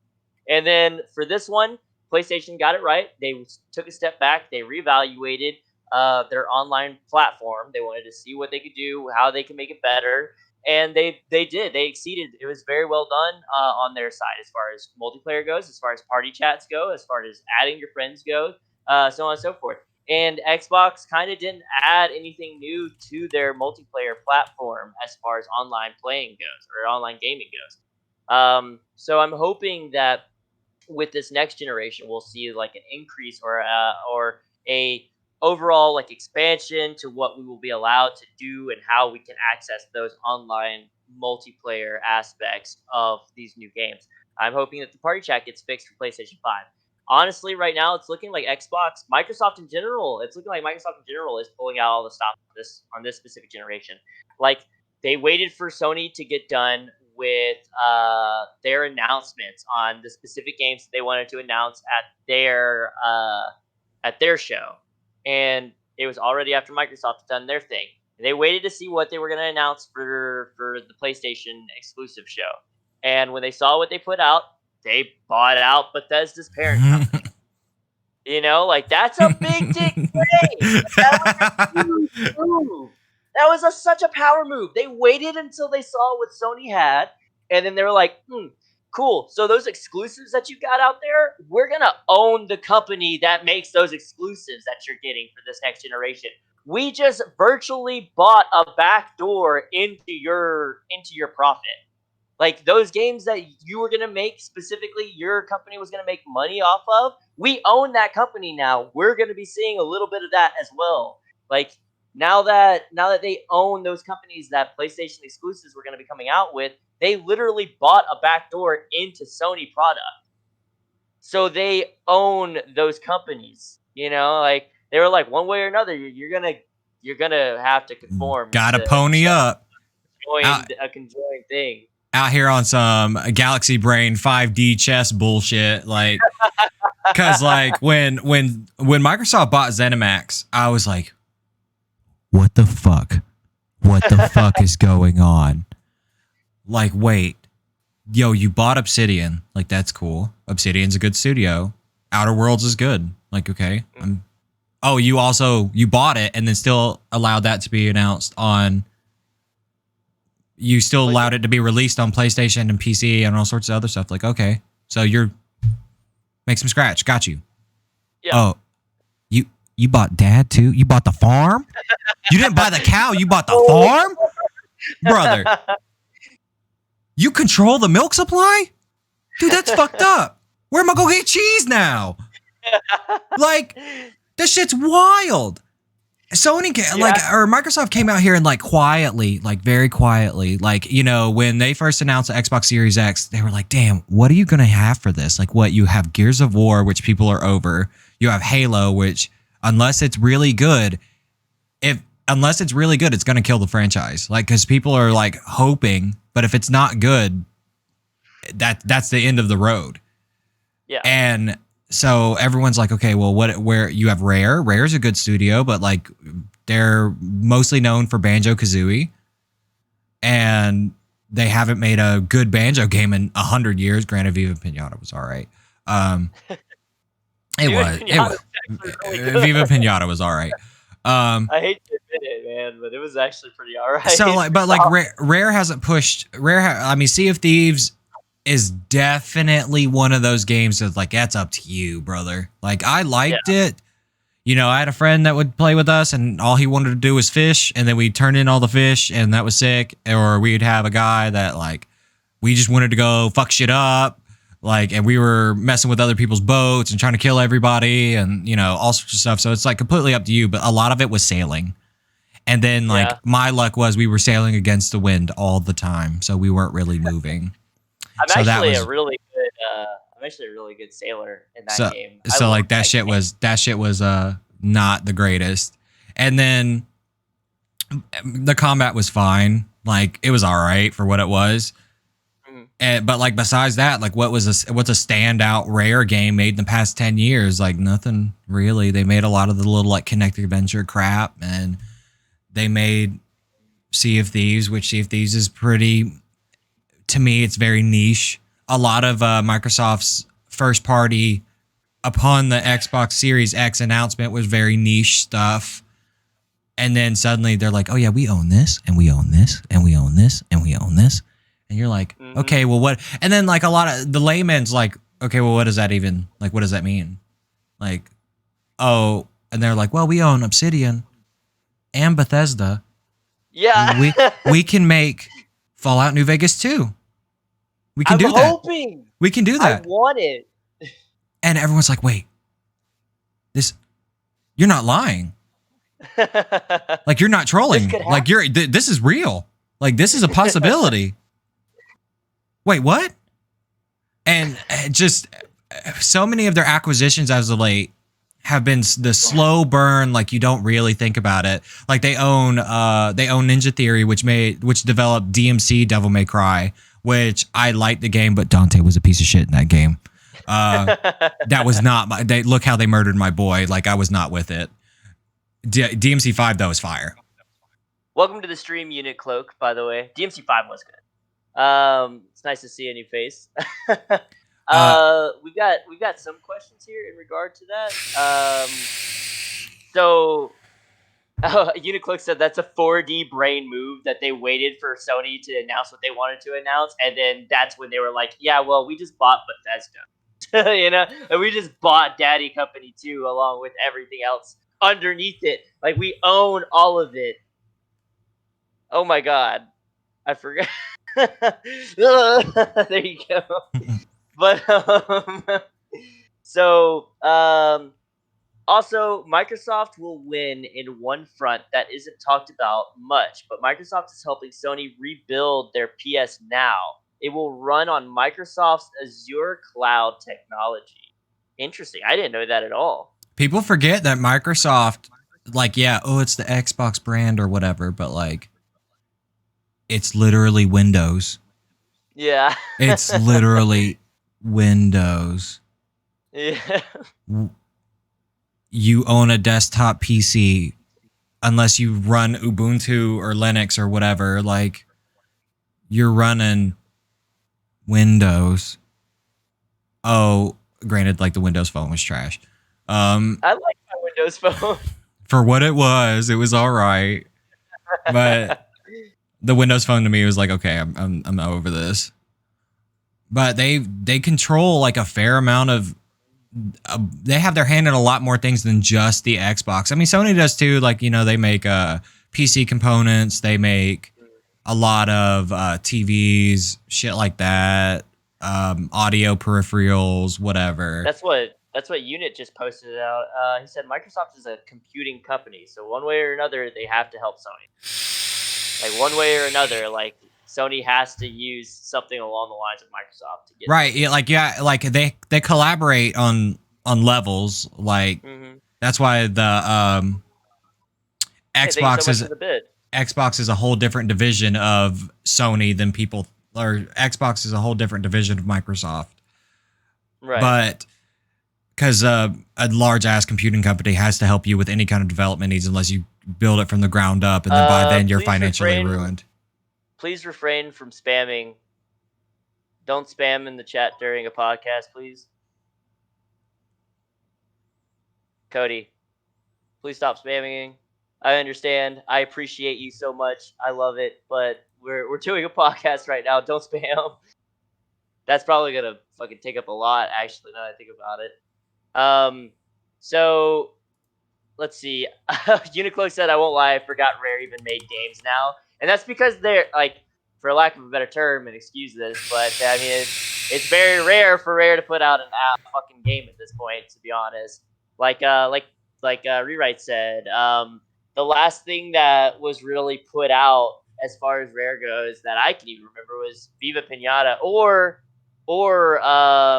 the remaster, quote unquote remaster for Banjo Kazooie, which my buddy Kite was playing the other day. On top of that, let's see what else do we have here. So the PlayStation will only record a few seconds of conversation on the user side, and the user can decide to send it to Sony for review. So that's what it is. Yeah, I Users, kind of like I'd seen something about that a couple of days ago because I had seen the initial point of they could listen to your audio, and then someone like released like Sony had to release like a press conference of like this is a specific thing that we do, but I didn't look at it. I wasn't right? I like saw it at work or something, like I wasn't interested in it. There's still soup. I'm at soup. I'm at the soup store. Thank you so much for the follow, Unicloak. Right now we are doing a podcast with my buddy Rewrite. Shaz, will you go ahead and do a shout out for Rewrite in the chat, please? And he plays a lot of he streams a lot of different aspects, different games and stuff. I usually just stick to my RPGs and whatnot, but he's a very well. Do you want to go ahead and I talk play. about it real I mean, I quick? play whatever. Like, Yeah. honestly, like, so, like, weird, like, tangent of my streaming history is when I first started streaming. I started streaming Smite on Xbox. Um, then I took a break from streaming, came back, still tried to play Smite. I love Smite, but goddamn, I cannot play that game like that anymore. Uh, I was trying to find, like, recently I was trying to find my footing, and then I just like, fuck it, I'm just gonna fully embrace being a variety streamer. I play what I want. Right. Like right now, I'm doing Doom Eternal. The game's fire. Don't worry about it, Cody. It's okay. Um, let's see. Any more questions right now before we move on to our next topic of conversation? Users can report your last 5 minutes of voice conversation on the PS5. Sony itself doesn't monitor your chats. They can't, of course, because then it would be a breach of privacy. Sony EU coerced that caused this would not fly in Europe. Okay, so Sony coerced it differently so that way they could do it in Europe. Otherwise, it wouldn't fly.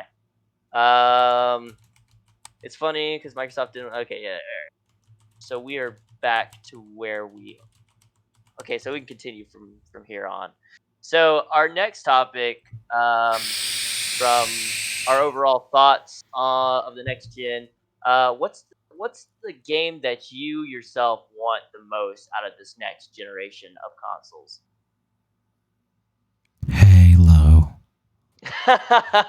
Because everything else right now that we know of is an upgrade. Right. It's also coming out on this generation, which is probably going to be the inferior copy. Like, I mean, I pre-ordered Cyberpunk on my Xbox, and I'm super stoked for it, but I would love to play it on the Series X. I just can't afford it out the gate right now. So Cause bitch, I got 3 kids. in, in regards to Halo, Unicloak said, wasn't Halo supposed to be or Halo Infinite supposed to be like its last stand, like Halo's last stand? Its actual intention was to be the last Halo game until further notice. But now we're getting a what seems like a reboot to Halo with this next Halo game So that's coming what I'm assuming is it is going to tidy up the trilogy started with Halo 4. Even though they don't really want to refer to it as a trilogy, it is basically a trilogy. The stories are tandem, like unless this is like completely removed from that. I know they're introducing the Banished, which is an enemy from Halo Wars 2, which most people probably didn't play that game, probably don't even know fuck all about it unless you're a Halo fan or a RTS fan. Um, I hope that they double down mechanically on their multiplayer and that I don't know, like Halo esports is one of the oldest esports that I can remember personally. Because I was a console kid growing up, I was not a PC kid. I wasn't even a PC kid until Smite came out, or I started playing Smite in like 2014. out. Um, Right. And so you were like all about Smite when it came out. I mean, I'm still slick all about Smite. I could talk. I literally do a Smite podcast. Like I'm in it. I'm in Smite. But it's I hope that they recover their standing as the one of the oldest standing franchises and the quality of the franchise improves because Halo is not like Call of Duty where they churn out an annual release and the games vary in quality dramatically. Right. And they're not supposed to do this. This is supposed to be I think this is the longest gap between Halo games, if I'm not mistaken, which is like Yeah, because which is about 6 years. It's going to be about 6 years, yeah, it was and usually like a 2 year gap in 2 to 3 between. years, yeah. Yeah. And I have a lot of hope and a lot of please Microsoft senpai, love me, love this game, let me play this and it be good and I just be happy as a clam. Like just give me that. Um don't do me dirty. Don't sit here and tell me that this game is going to be the end all be all and it's kind of shit. Like you pushed it back for a reason. Like please have quality of life improvements. Please overall increase the quality because it's been pushed back. I'm very forgiving this year of games being pushed back because of COVID and Mhm. I really want the flagship to sail and not pull a Titanic on all our asses and Yeah, I feel you. not just die Yeah. because that's what the issue with the 3 or the Xbox One even is there's no standout Microsoft game on the platform. There isn't Right. one. Sony has a dime a dozen. Now, granted, their Microsoft service stands out, but the games individually don't really stand out. So I'm Yeah. hoping that with because Halo is probably going to be one of the biggest releases of the life cycle of the Xbox Series X and S, and I hope that it thrives. I want it to thrive so hard. Plus, it's going to be Yeah. available on PC. So at the end of the day, I'm just going to play it on my fucking computer because I don't know if you've ever played a shooting game on your computer after playing with sticks. But bro, I literally like play Doom with a controller, and I'm like, bro, how do you How do I aim? do this? How do this? I don't know. Um, yeah, when I think of Microsoft and I think of like Microsoft exclusives, I think of like Halo and Gears of War. Those are the only two games Microsoft I can think of for their specific, console. When I think of PlayStation, I think, you've got Persona, you had Metal Gear, you had for the longest time you had Kingdom Hearts, you had again like you said earlier, it was a dime a dozen. You just have all these exclusives: Ghost of Tsushima, Spider Man, all the God of War. Like these are all like exclusives. Like you think of Sony, you think exclusive games, right? They just keep coming and coming and coming and coming. Now, the one game that I can say personally, actually, before we get on to that, Unit said, I believe it's a reboot because it appears to be falling back onto Halo Combat Evolved's principle. All I want for the CQB helmet from Halo 3 to survive into Infinite, that's all I want. Bro, you want the mushy face And helmet? Like, all right. And Zero says also Phil Spencer said a lot of the people from Playground Games are OG devs from Lionhead, and they will give them freedom to do the Fable games that they want to make. So that's good. At least there's that. And Zero said, I want to believe Microsoft learned their lesson, which means that I'm assuming what it means is that Zero thinks that or hopes that Microsoft has learned the lesson in This is the hill I'm going to die on. this is the hill you're gonna die on. This is the hill. I was not. It's got working lights. I was not expecting this at all. This That is the hill. coolest fucking- This is the thing, boys. Is it padded inside? A little Does bit. it hurt, or is it just No, like no. plastic and metal? No, it's like the faceplate kind of sucks, but I was not fucking expecting that at all. Unicloak says, I think Halo Infinite is the most promising, even compared to 2077.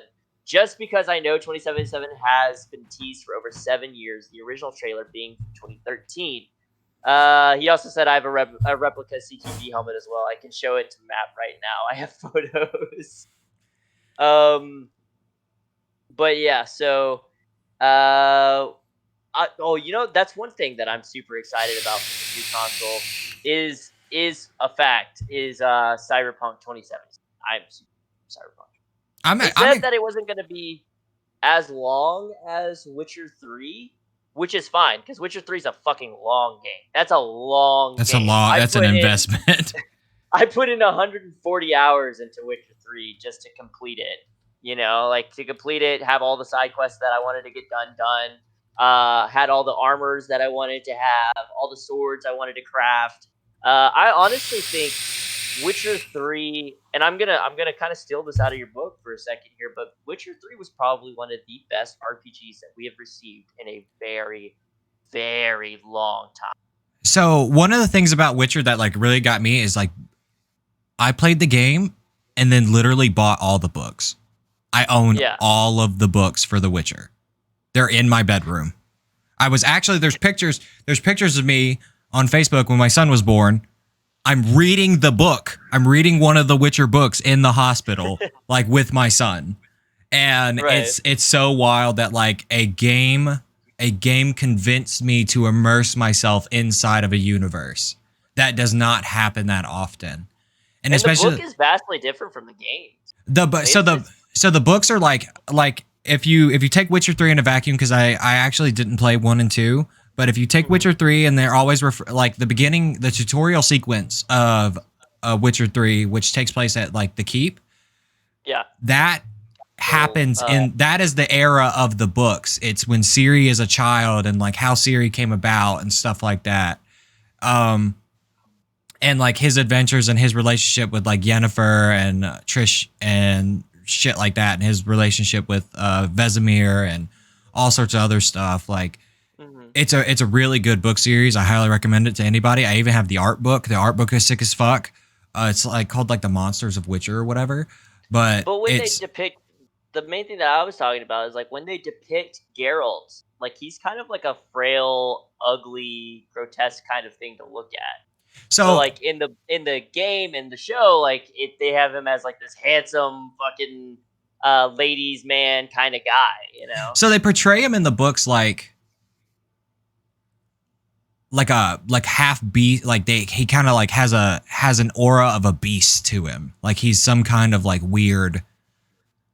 You can definitely tell something is off about him, like he's a man, but you can know that there's more inside of him than just being a man.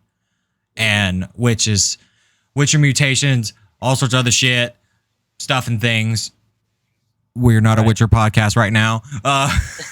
We could do that later. I'm down, but Unit Cloak says Witcher 3 comes from a series that was garbage, so I'm glad the series had such a great improvement to it. It really allowed people to get into it. And what he's referring to in that aspect is Witcher 2 and Witcher 1 were bad. They were bad games. Like, they were good at the time of release, but if you go back now and you try and play Witcher 1 or Witcher 2, you're going to be upset with it. Like, Witcher 2 was very linear game. mhm. Like Geralt had he lost his memory, and Triss kind of convinced him that they were in love together, and he has this like relationship with her. But as you progress through Witcher 2, you slowly gain your memories back and stuff. And you realize that Ciri's missing, and you have to go find her. And then that's when we kickstart into The Witcher 3 and finding Yennefer. Witcher 1 aged poorly, but 2 was still good in my opinion. Yeah, I would say because Witcher 1 looks terrible. Like graphic wise, it looks horrible. But you have to think like that game came out like forever ago. You know, It was actually Witcher originally 2, released on PC, yeah, like exclusively and on PC. Witcher 2 came out on like the Xbox 360 generation. I'm sure I can improve my outlook on 2. Honestly, I think I'm just more harsh on it because of the first one. That's fair though, because the first one was done really poorly. Witcher 2 was done really well, but they wanted to go with a linear aspect on it. But at that point, we started migrating away from linear games and started moving more towards open world, open adventure kind of games. And that's how we got what we got with Witcher 3, which was amazing. It was perfect because we got to experience what it's like to be a Witcher and to go out and get those contracts and go out and kill the beasts and learn about them through our journal and like craft potions and stuff to battle them more efficiently and so on and so forth. Uh, Versus like the first witch or the second Witcher where we didn't have anything like that. Like the spell casting was bad. There were no contracts. There were side quests, like small amounts of side quests. I 100%ed The Witcher 2, and it was just kind of like whatever. Like yeah, I did it. The story was good. It was interesting, but there wasn't much to do in the game itself. It's kind of like you remember Vampire? Yeah, It's kind of like that setting, like that. It's kind of like a game like that, where it's like a small, compact world. There's a good amount of stuff to do, but like once you get done with everything, you're just done you're with done with everything. it. Yeah, I like there's actually, I nothing to actually, start. uh, I actually own Witcher 2 and I haven't played it yet, so I probably that'll be I something would that I say put on the play through list. it. That would be a good one to stream too, because it's like a linear short game. Like it would be a good one to like go through and play. Plus, I don't really think a lot of people are streaming Witcher 2 right now, anyways. But yeah, I think as far as like the Witcher series goes, 3 is definitely the best game. And honestly, I think if I could add that one to the game, one of the games that shocked me, I would add it too. Like I know you said it as well, but like I was not expecting The Witcher 3 to be what it was. I was Right. expecting The Witcher 3 to be like Witcher 2 was. You know, like it's a small compact world with not much to go on, but once you get done with it, you're done with it, and it was good for what it was. But Witcher 3 just blew it out of the fucking water, you know? Like I wasn't expecting this massive open world with plague and monsters just walking amongst you, and like you got to experience exactly what it felt like to be a Witcher, you know? And like people fucking hate you unless they're like unless they're being attacked by a monster, they don't want you anywhere to fuck around them, you know?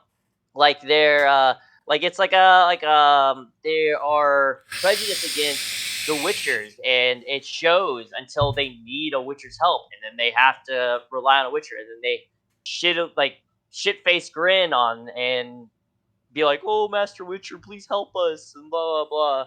And yeah, like honestly, that was probably again, like you said, probably one of the best RPGs to come out in the last 15 years. And I'll say 15 years because Fable 1 came out 15 years ago. So I'll say 15 years. And Fable 1 was my favorite RPG to ever exist, okay? That and the Star Wars Knights of the Old Republic series. Um, and then Fable 2 was a masterpiece. It left out a lot of stuff from the original Fable. I still think Fable 1 was my favorite personally, as far as the games go. But Fable 3 was it wasn't a Fable game, but it was good. It just wasn't a Fable game.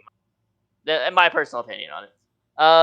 Also, the first Witcher is released in 2007. When I think of video games at that time, I see Halo 3, Modern Warfare, Fable 1, hell, even Half-Life 2 Episode 2.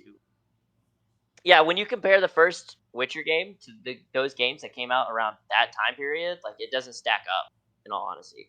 No, I You feel know? that. Yeah. Um, so moving from that, the game that I'm most excited for this next generation, is either.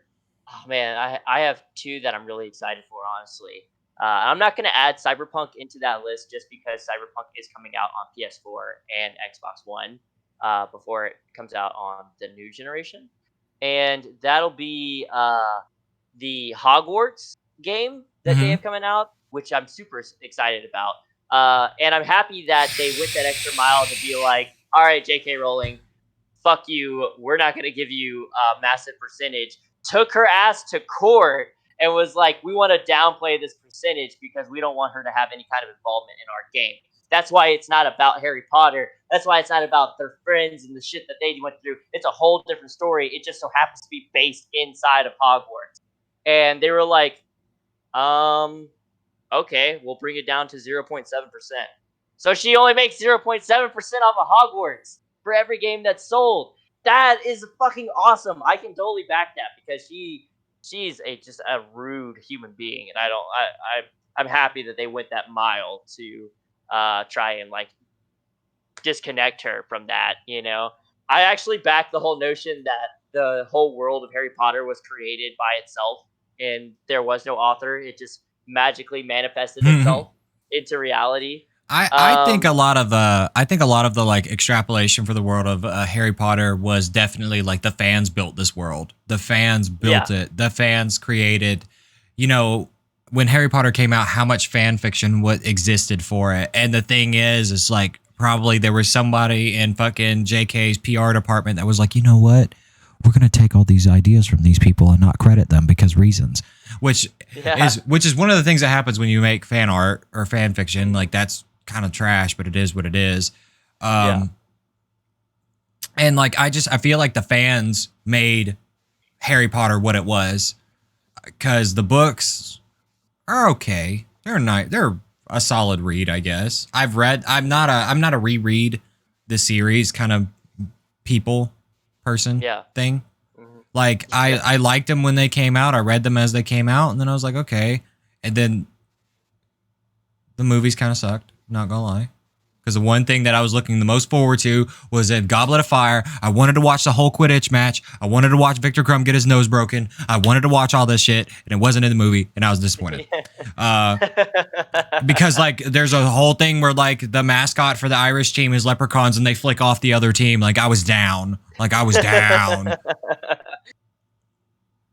I and then just Zero says, "Oh, by the way, rewrite. Are you going to be playing the Hogwarts game at all? I mean probably. It's apparently going to be multiplayer. I don't know how I feel about that, but I'll play it.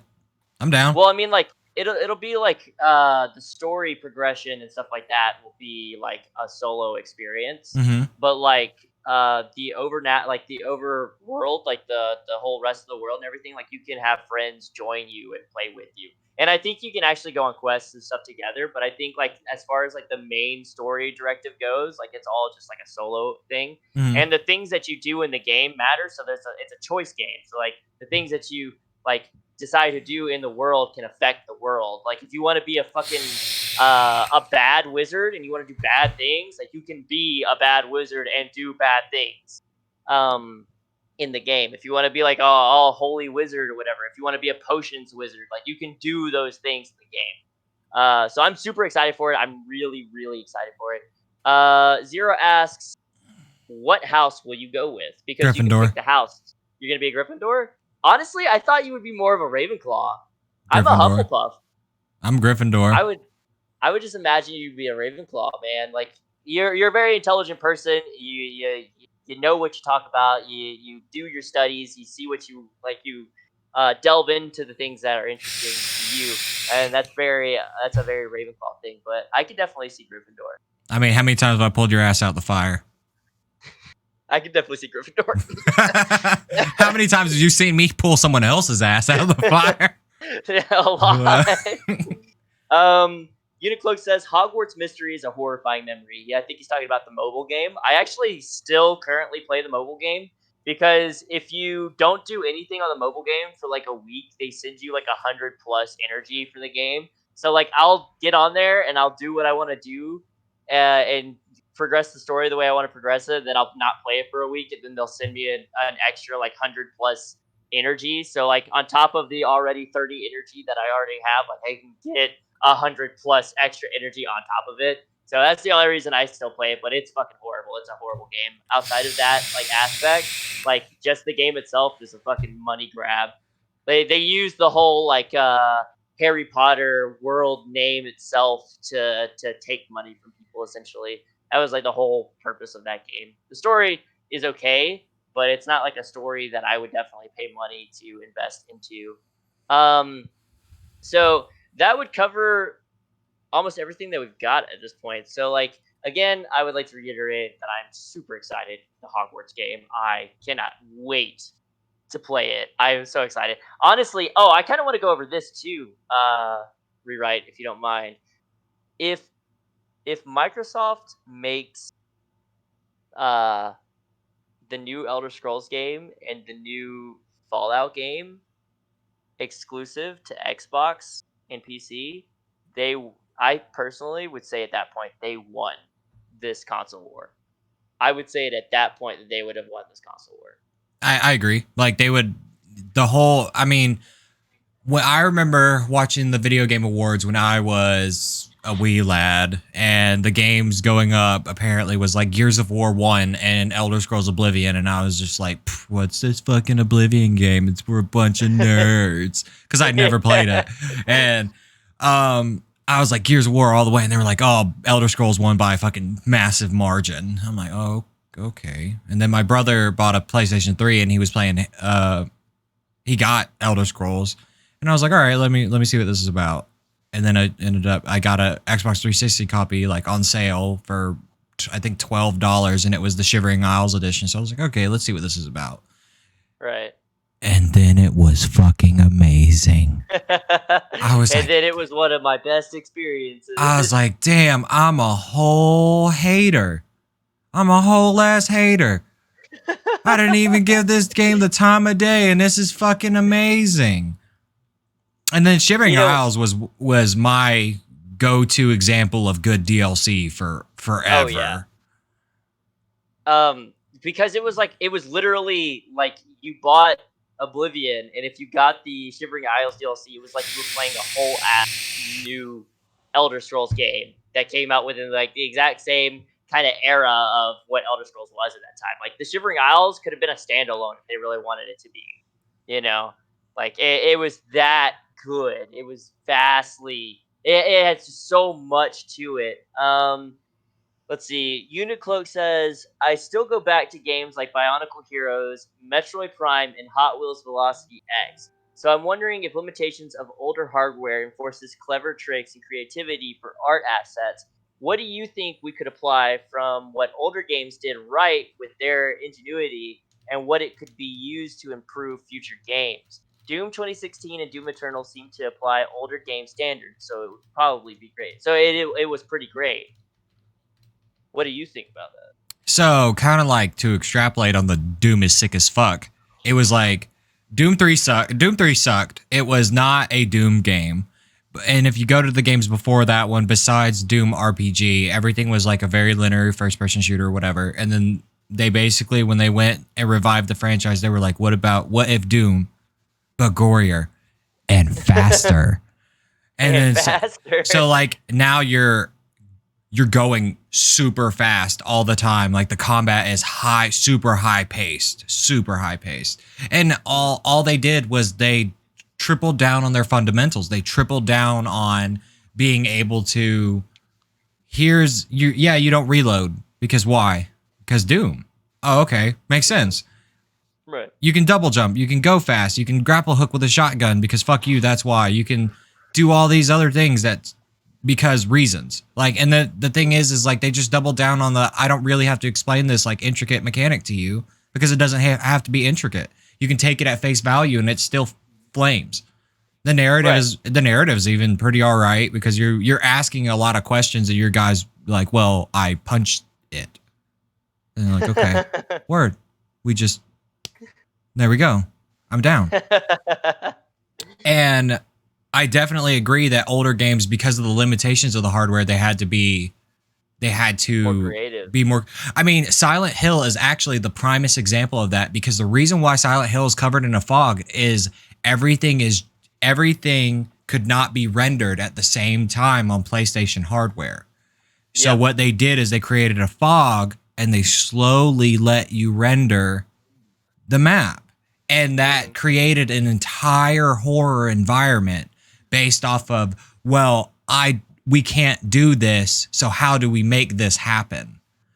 And I think games like really thinking outside of the box on like how things work, how things should work and how they want things to work would really like increase the quality of experiences. Like Right. every like take the most successful games of the past 3 months, right? Among Us, Fall Guys, and I genuinely like I don't know what else besides that because those two games took the world by storm. They're Yeah. very simple, very plug in plug out experiences. You can just hop in and play a match of Among Us and then be done for the day, or you can sit there and invest in it for all day. Like it doesn't matter, but it's very simple. And the thing is I think we've gotten to the point with the games coming out that everything is so complicated. Everything is so it's this but bigger, it's this but better, it's this but explosions, and we like at the end of the day we just want good experiences. Exactly. We want either good stories, we want fun gameplay, or we want really tight competitive gameplay if you're in that market. So if you have three separate markets, which is the casual audience, the competitive audience, and the narrative driven audience, like how do you cater to each of these people in a better in the best way possible? And one of those ways is like increasing the quality of your voice actors, increasing the quality of your writers for narrative games, um, getting feedback from professional players for competitive games, and for the casual audience, honestly, just make it fun. Stop making making me have an existential crisis about the fact that, well, why is there an imposter on this ship that wants to kill everybody? You know, like what's their goal? What's their end game? They're just like, fuck it. Like, oh, your goal is to not get vented or not get Yeah. yeeted into space Right. and kill people. Sick. Got you. It doesn't. Like, It's not overly complicated. Like this is the objective. This is what you do. Have fun. Just go ahead. Just go. Just go play. It's like you said, like it's not overly complicated. It's what it is at face value. You know exactly what you're about to walk into. And I will say, like I was upset with um with Silent Hill because like the whole fog thing that you brought up, that was like a huge point of Silent Hill. The fog was a huge driven reason, like why it was so eerie, like and they used the whole rendering problem of the PlayStation at the time to make the game scarier by using that fog, right? And in like the recent Silent Hill that I remember playing, I don't remember the fog being there at all, and I think it was Downpour. I want to say it was I want to say it was Silent Hill Downpour. I don't remember it being foggy or anything like that. It was scary as shit, like it should have been, but it wasn't like it didn't have that aspect of what Silent Hill has to it. You know what I mean? Let me see. Uh, we have we have a statement here. So Zero says Doom 3 didn't suck. It was different, but it had some revolutionary things like audio logs, etc. That BioShock copy. If you can take it as its own game and not part of the series, then it was a pretty solid game. And I can kind of agree with that because I liked Doom 3 as Doom 3, but I didn't like it as part of the series itself because it Fair. was so vastly different than what we knew as Doom. That's a You fair know, point. Zero also says Konami was crap even back then. One guy had to do all the cutscenes in a month, or he wouldn't get credit and paid. So that's also a thing with how they were limited on certain things. Shad says with limitation comes creativity. Today developers forget that. And then Unicloak says this is exactly why I like Half-Life 2 because it didn't need to explain much. It just lets you jump in, explore, shoot, and learn and play around with the new mechanics as you go. You Mm. know, like when you loaded up Half-Life 2, you didn't know what the fuck was going on. You had no idea what was happening. You didn't understand the world. But as you went along, it was explained to you what was happening. But it wasn't like all forced down your throat at one go, you know?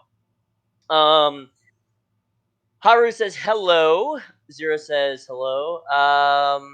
Let's see. Silent Hill 2 kind of ruined the games because every game after 2 tried to recapture the lightning in the bottle. And I can kind of agree with that to a point, to a certain point, because Silent Hill 4 The Room captured exactly what I should feel in Silent Hill as a series or as a game itself. Like did you ever play Silent Hill 4 The Room? Uh, no. The last So Silent Hill I remember playing was Homecoming, and apparently it was the worst one. Um, so what I played for Silent Hill 4, you were stuck in a room, right? Like you were stuck in your apartment. Okay, you couldn't get out of the room. It had like this huge freaking chain lock over it, and it was all done in first person at this point. And you had to wander around the room, and you would find clues hidden in certain parts around the apartment that you were living in. And then eventually, you would find like this fucking hole in the wall that was hidden behind one of your pictures, and you would crawl through it. And once you crawl through it, you would go into a third person aspect, and now you're in Silent Hill. Um, and you'd have to explore to a certain point as far as you could get in Silent Hill, and then it would be like you would come to a block, and at that point, when you go to the block, you wouldn't be able to progress in Silent Hill. You would have to go back to your room that you were locked into and explore the lore and some of the other mysteries that pop up in the room as you went along with the story as it goes. And the room would get eerier and eerier, creepy and creepy as you progress through Silent Hill. But then Silent Hill itself would get a little bit different as well. And it all played off the thoughts of the character you're playing is like a schizophrenic maniac, essentially, and he's disassociated himself from the rest of the world. And that's why he can't leave his room. It's not that the room is actually chained up or anything. He's just fucking crazy and he can't leave the room because he believes it's chained up and so on. Shad says Silent Hill 3 was more body horror. Unit Cloak says, you know what would really trip me out? A game that's like Halo that does world building like Half Life 2. Just imagine being a super soldier who is isolated on an island of enemies and you have to find out where you are. That would still be so scary even though you're a one man army. That would actually be kind of sick. I think Crisis And kind of tried that, but they were more about pushing hardware limitations than doing mhm. thing. And then it became just Shads like a also says over the top shooter. Silent Hill was about perverting personal space, which yeah, it was. Um, and with that, Thomas.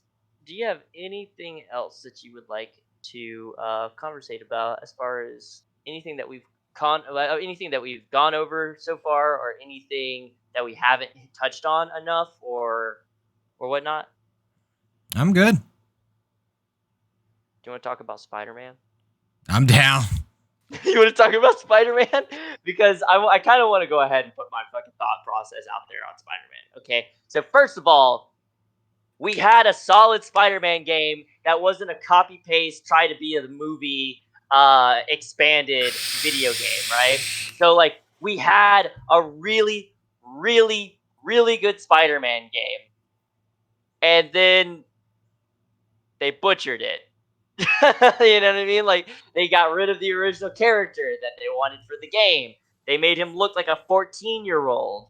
They like he looks younger than Miles does in the game now, and we're talking about a character that's supposed to have been Spider-Man for at least 4 years at this point. Out of high school, out of college, he's working and living on his own. You know, like we're talking about a Peter that is a grown ass adult at this point, you know? And we got instead we have this new revised Spider-Man, and he looks like a fucking 14-year-old. I look older than him, and I look like I'm 12. They like You grafted know, Tom Holland's face on this other guy's. he's like a Kmart off-brand Tom Holland. And Like you can't tell me I'm wrong. but like, why did they do that? Like, I why? I don't. What? Like the so movie, they're like the game was separate enough from the movies that like you could have built a universe around the Spider-Man. I mean, if you played Marvel's Avengers, none of them look or sound like they look more like the comic book characters than they do the movie stars, which is fine. There's nothing wrong with that. So if Mhm. you had a guy who just looked like Peter Parker, and then now you're making him look like your movies, why? Like, why are you doing that? Exactly. And you know, like their excuse was that they wanted to try and match the face mapping programming of Yuri, the Asian cop woman Mhm. that was like with you throughout the game. Like she had an amazing capture on the character's face, like the person's face that they put onto the character. And they were like, well, we kind of want to make it so it matches all the way across the board. But it's like, what do you mean? Like, it looks good. He looks fucking amazing. Like, literally, nobody had anything negative to say about this game until this happened. And they changed the Aunt May character to make her look more appealing. Bro, she's an old lady at this point. Like Peter is an old like he's an adult. Like his aunt shouldn't be a 20-year-old woman. You know what I mean? And like they changed her to match this 20-year-old face.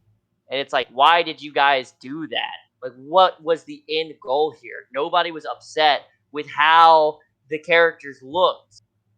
Like we didn't care about anything like that. You could have left all of that alone and just added the Miles Morales expansion to the game, and we would have all been happy about it. So Zero says they did the same with Tomb Raider when the new one came out, and the next gen version changed the actress. I do remember when they changed the actress of Tomb Raider for this whole rebooted series. They changed Aunt May. They de-aged Aunt May. Attempted creative direction. I don't know. Spider-Man games. I swear these companies make succubi by accident. Okay, so I mean, what are your thought processes on this? Because like honestly, like you could tell, like I'm pretty pissed off about this whole I mean, situation.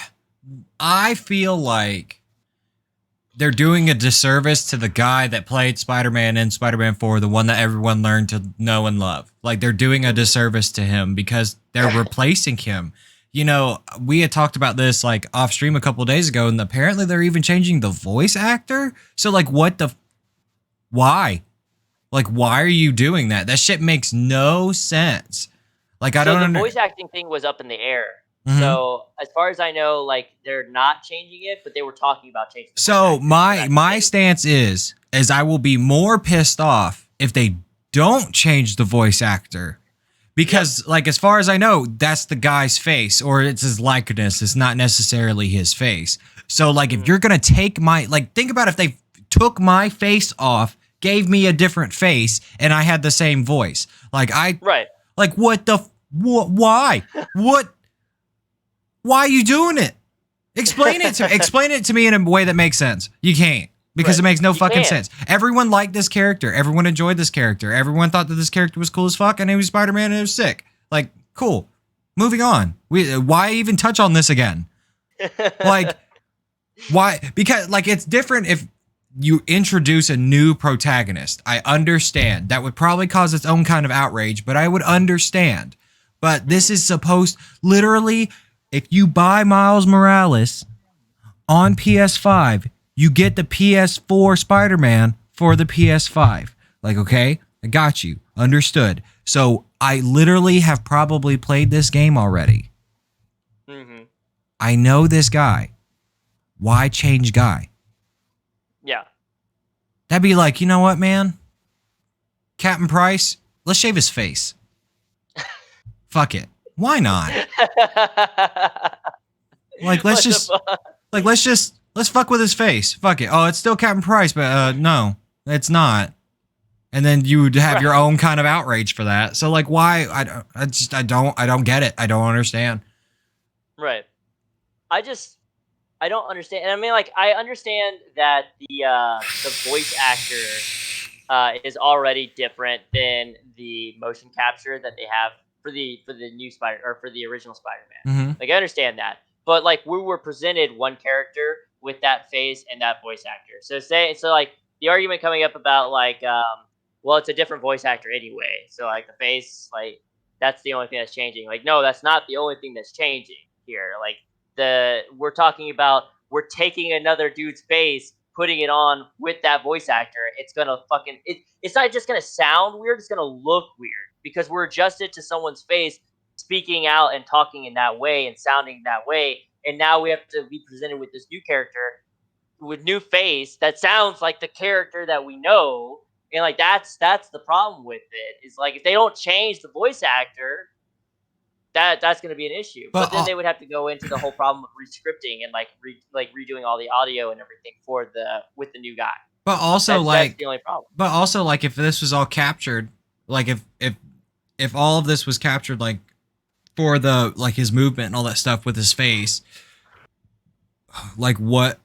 So you're just deciding that your mocap actor has to have a different face? Like that's so weird. It's such a weird like why? Hmm. I don't understand what this is such a weird change. You know, like you could literally make a different mechanical change and people would probably be pissed off just the same, but like at least like a mechanical change you can understand. But Right. literally you've hyped this game with this character and you've created this character and it's in all of your promo material, all of your everything for however long Spider-Man's been out. All of that goes out the window. We're getting a new guy or new face or whatever, same body, different guy, and we're gonna do it all again. And then like specifically speaking, they made him look like Tom Holland. There's no argument. He looks like Tom Holland, or at least they tried to make him look like Tom Holland. He looks like an off-brand Kmart version of Top Holland. So like weird. This is like a I'm gonna explain this point and then I'm gonna explain my point again. So like how copyright works is if you change something by 30%, it is no longer the thing, right? Right. Right. So they took Tom Holland as a person and changed him by 30%. And now they're like, well, it's not Tom Holland. Like show me the guy's face. Like show me the actor's face. Do it. Go for it. If you How do, much I'll does he believe look you. like? If you do it, I'll believe you. No, Right. eat dicks, bastards. I just I can't fucking get over it, man. Like I've been talking to a lot of my friends about this whole situation, and honestly, like just scour the internet about the whole face change. Nobody is happy with it. Not a single person in this world is excited about the fact they changed this man's face out of nowhere. No one even asked for it to happen. You know, like it just we just did it. We just did it. Uh, that guy that you were used to seeing no longer exists. Welcome to the new guy. And it's like, why are we inviting this new guy? I like the old guy better. Like, I don't fucking understand this. I now want to see Captain Price shaved. I think we all kind of want to see Captain Price shaved now. But I mean, I want to end this on a good note though. Okay, so I'll bitch and bitch and bitch for hours about Spider-Man. Honestly, chat, if you have any questions, speak now because I'm about to go into a thing that I might not look at chat for. Sony is starting to act like Microsoft did in the beginning of Xbox One generation, and it scares. Ooh, Xbox guy. Those did What's not your learn. opinion on Those that? who do not learn from history are doomed to repeat it, man. Absolutely. Like Microsoft failed and failed and failed again when the Xbox One came out. Every Right. move they made was wrong. Everything Mhm. that they wanted for themselves was not what we wanted from the company. And at the Right. end of the day, you're supposed to appeal to your consumers. I'm not going to go into an anti-capitalism rant. I'm not going to do it, but you're supposed to appeal to your consumers. So like if that is your whole ass goal, if that is the end all be all of your conversation, you're supposed to make money for your shareholders, supposed to do this, supposed to do that, whatever. If you're supposed to do this, why are you like if they have a product that they like, why are you fucking with it? Right. Like it's the biggest conversation when it comes to Sonic. Like Sonic is a go fast through map in map boss fight. Rinse Mhm. repeat. Same thing as Mario. They tried to lightning in the bottle, or they tried to copy Mario's lightning in the bottle with his 3D open world games by creating Sonic games that no one fucking wanted. And then all of Right. them fucking suck because you just thought off the strength of Sonic you was going to make money. And that's not the case at all. So, I mean, look at that freaking Sonic game that they released where it was like based in the real world and like mhm. he was in love with this princess and she was also in love with him, but she was a human and he's a fucking hedgehog. It's like, what the hell are you doing in this game? Well, like the most successful Sonic game of the past 10 years is Sonic Mania. And Sonic Mania is quite literally a fan-made game that got licensed. Like it's old school with new stuff, with new maps, same art style, same everything, and they're out here. Sonic Like Adventure 2 was really good. Yeah, I agree. Sonic Adventure 2 was solid. Raising chows and shit, that was fucking awesome. and why are you fucking like you're fucking with the formula to be in line with your competition, but at the end of the day, you're forgetting where your competition lies. If Hmm. that makes cuz like we when it comes to games specifically, yes, we do have like franchise battles like Battlefield and Call of Duty. Like, yeah, we have franchise battles like Right. Halo and I guess Call of Duty at the time. I don't know. But like at the end of the day, like Mario and Sonic, bitch, I just bought both the games. Right. Like, so why are you trying to make a Sonic game that's like a Mario game? That makes no sense. Right. And because Um Mario took their shit and ran with it. Mario Odyssey was one of the best games I've ever played. It was really good. Mario Odyssey was fucking beautiful. Like that was a good Mario game. I was surprised because like I don't really care for Mario games for the most part. Like the last Mario game that I really gave a shit about was Super Mario Sunshine. That Hmm. was the last one I cared about. I loved it, and then Odyssey came out. That was an amazing game. Um, Unit Cloak says, "I will always adore games from 2002 to 2007. That is my official stance, and those are the games people should learn from." I kind of agree. I think that was kind of like a golden age in gaming.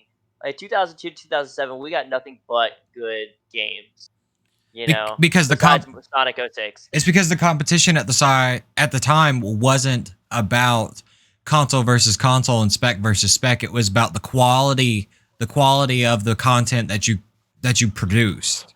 It was about what you were putting out for your audience to enjoy, and that's why the so many games did their one shot, and a lot of people were like, oh, at the time they were like, oh, whatever, gloss over it, and then you come back a couple years later and you're like, you know what, this game wasn't bad. Like games are not like games don't have to be like other games to be good. That's why movies fucking suck. Right. I don't want to watch Transformers with just palette swap people and it's the same goddamn movie. Like I want to see a sick ass Transformers movie based on Transformers, not Yeah. or like Fast and the Furious. God, that franchise is dying. It's being capped at 11, but it's gonna I'm die. I'm so ready for it to stop coming out with more Fast and Furious movies. And just I'm so ready for it. we came from an era where the quality of the game that you created mattered, and now we got to the games come out and you buy them to try them and then they die. They Mhm. want to grab as much of your money as fast as possible. Yeah, exactly.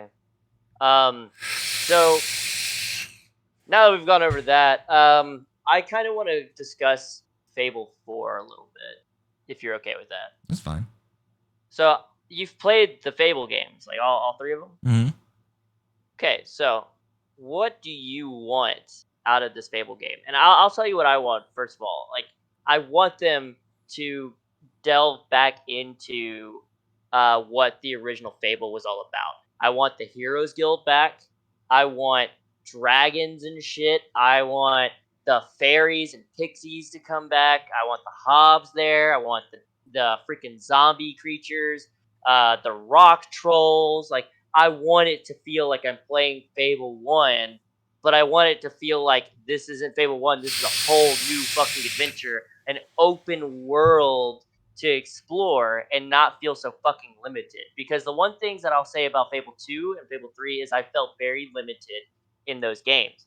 Like look at what Fable 1 was, right? Look at all the spells that we had in Fable 1, right? Like we had almost 20 spells in Fable 1 The Lost Chapters, right? And then in Fable 2 and 3 we had like 6 spells, you know. And And Blades was I OP. wasn't happy about that. Do I? Blades was OP. Yeah, Blaze was stupid overpowered.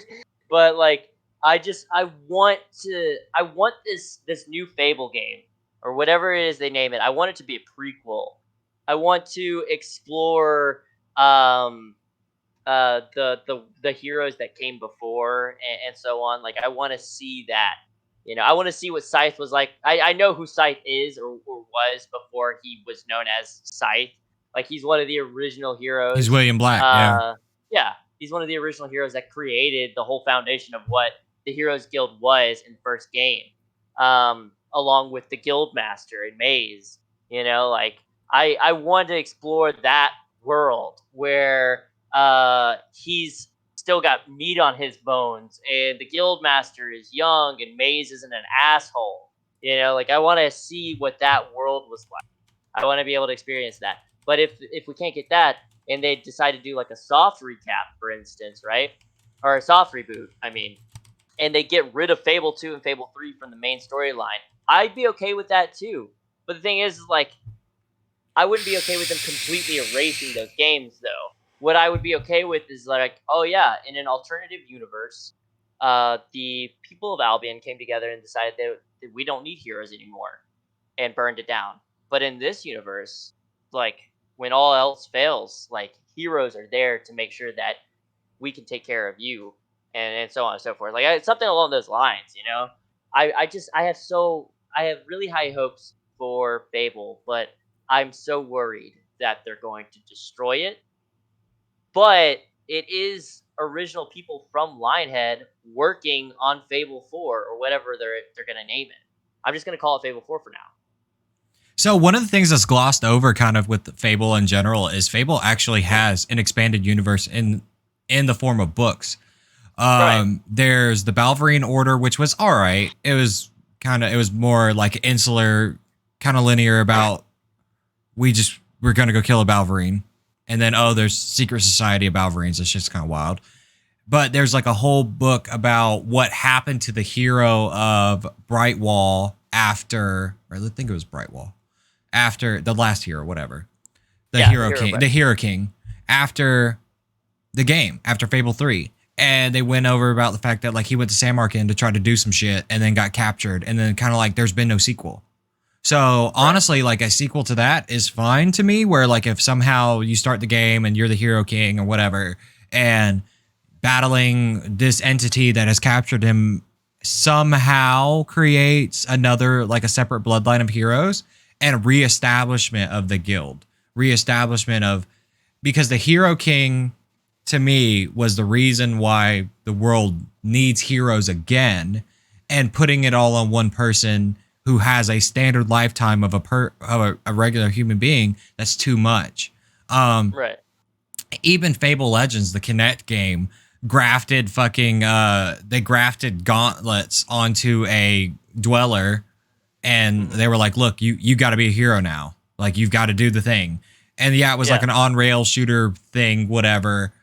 uh but it it kind of like it opened up the possibility that you can in you could get from this point and reestablish a guild and reestablish a era of prosperity with the heroes, because Balverines ain't going anywhere.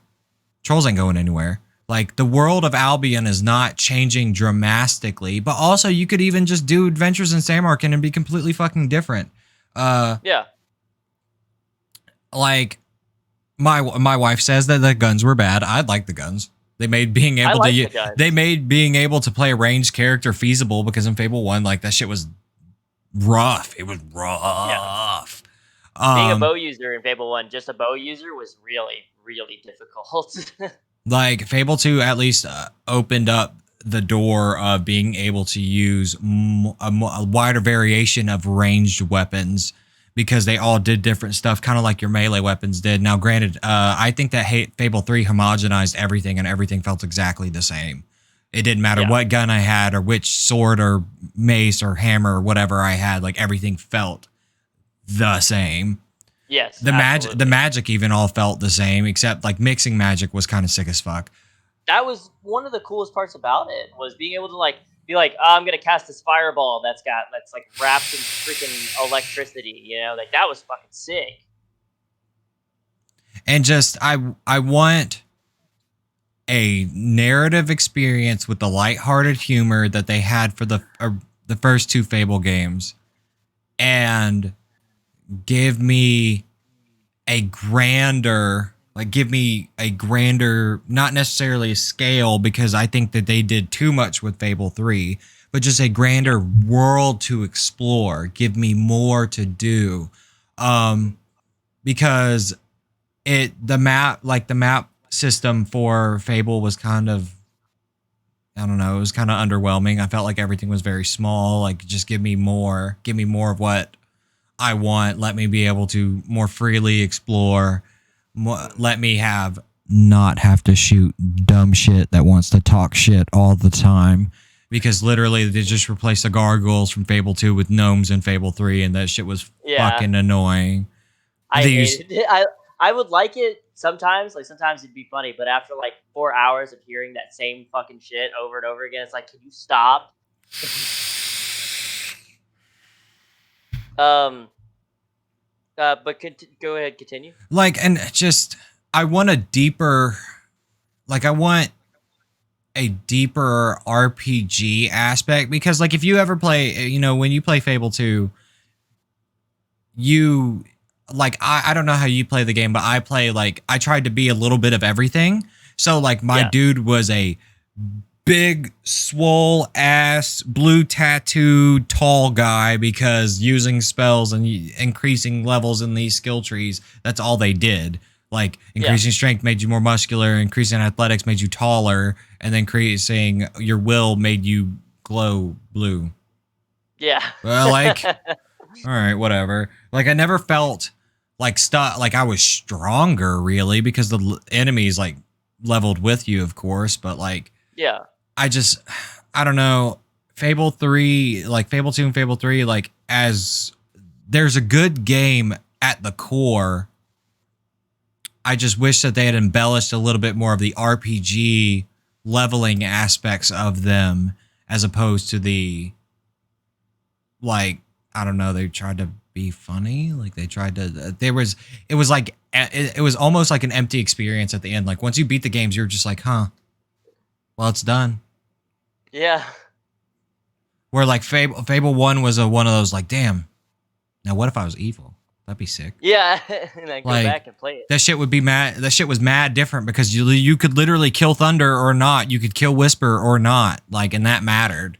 Um, but like Fable 2 and 3 really didn't have those kind of like overall. I mean, Fable 3 arguably did because if you're a bad guy at the end, like yeah, you were a tyrant king, but your country was defended. Or if you're a good guy without investing in like finances off the rip, like yeah, your treasury was empty, but you were a great dude. Like It I was did.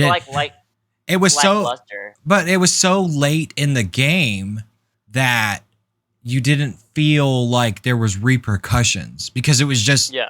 the ending sequence is the same regardless. Like Yeah. Walter still died at the end of Fable 3 regardless of which way you took. Mhm. Yeah, maybe people didn't show up to the funeral service or whatever. Like, but at the end of the day, why does that really matter to you? Yeah, Like, I don't exactly. understand. And And there's just no point of it. because after that, like it was the end. It was done. And then yeah, you had like Trader's Keep or whatever, but Trader's Keep was not as in depth as I would have liked either. Um, Mhm. I just want more, and I want more Demon Doors. Demon Doors were sick. Demon Doors are fucking sick. I just want more.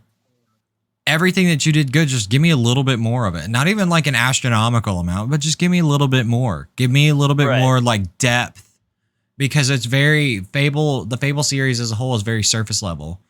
Like it's not a deep. It's not like I don't want it to be as deep as the fucking Witcher, where everything like makes me want to fucking rip my eyeballs out because I feel like I'm a fuck up. Like I want something that, bro, Buddy hung himself. Like I don't know what to fucking tell you. I was like, damn, dude. Like yeah, you were kind of a drunk bastard, but man, this is wild. Yeah. Like, I don't want anything that fucking dark, but like, give me something. I don't. Give me an RPG experience that actually like lets me get to the end, and then maybe even give me something to do at the end. um I when I played through The Witcher and the Baron hung himself or whatever, I actually went back and reloaded and uh convinced the daughter and him to like go off into a far land to rescue or try and like cure their mother from what was happening. Oh, so you let the kids die? Got it.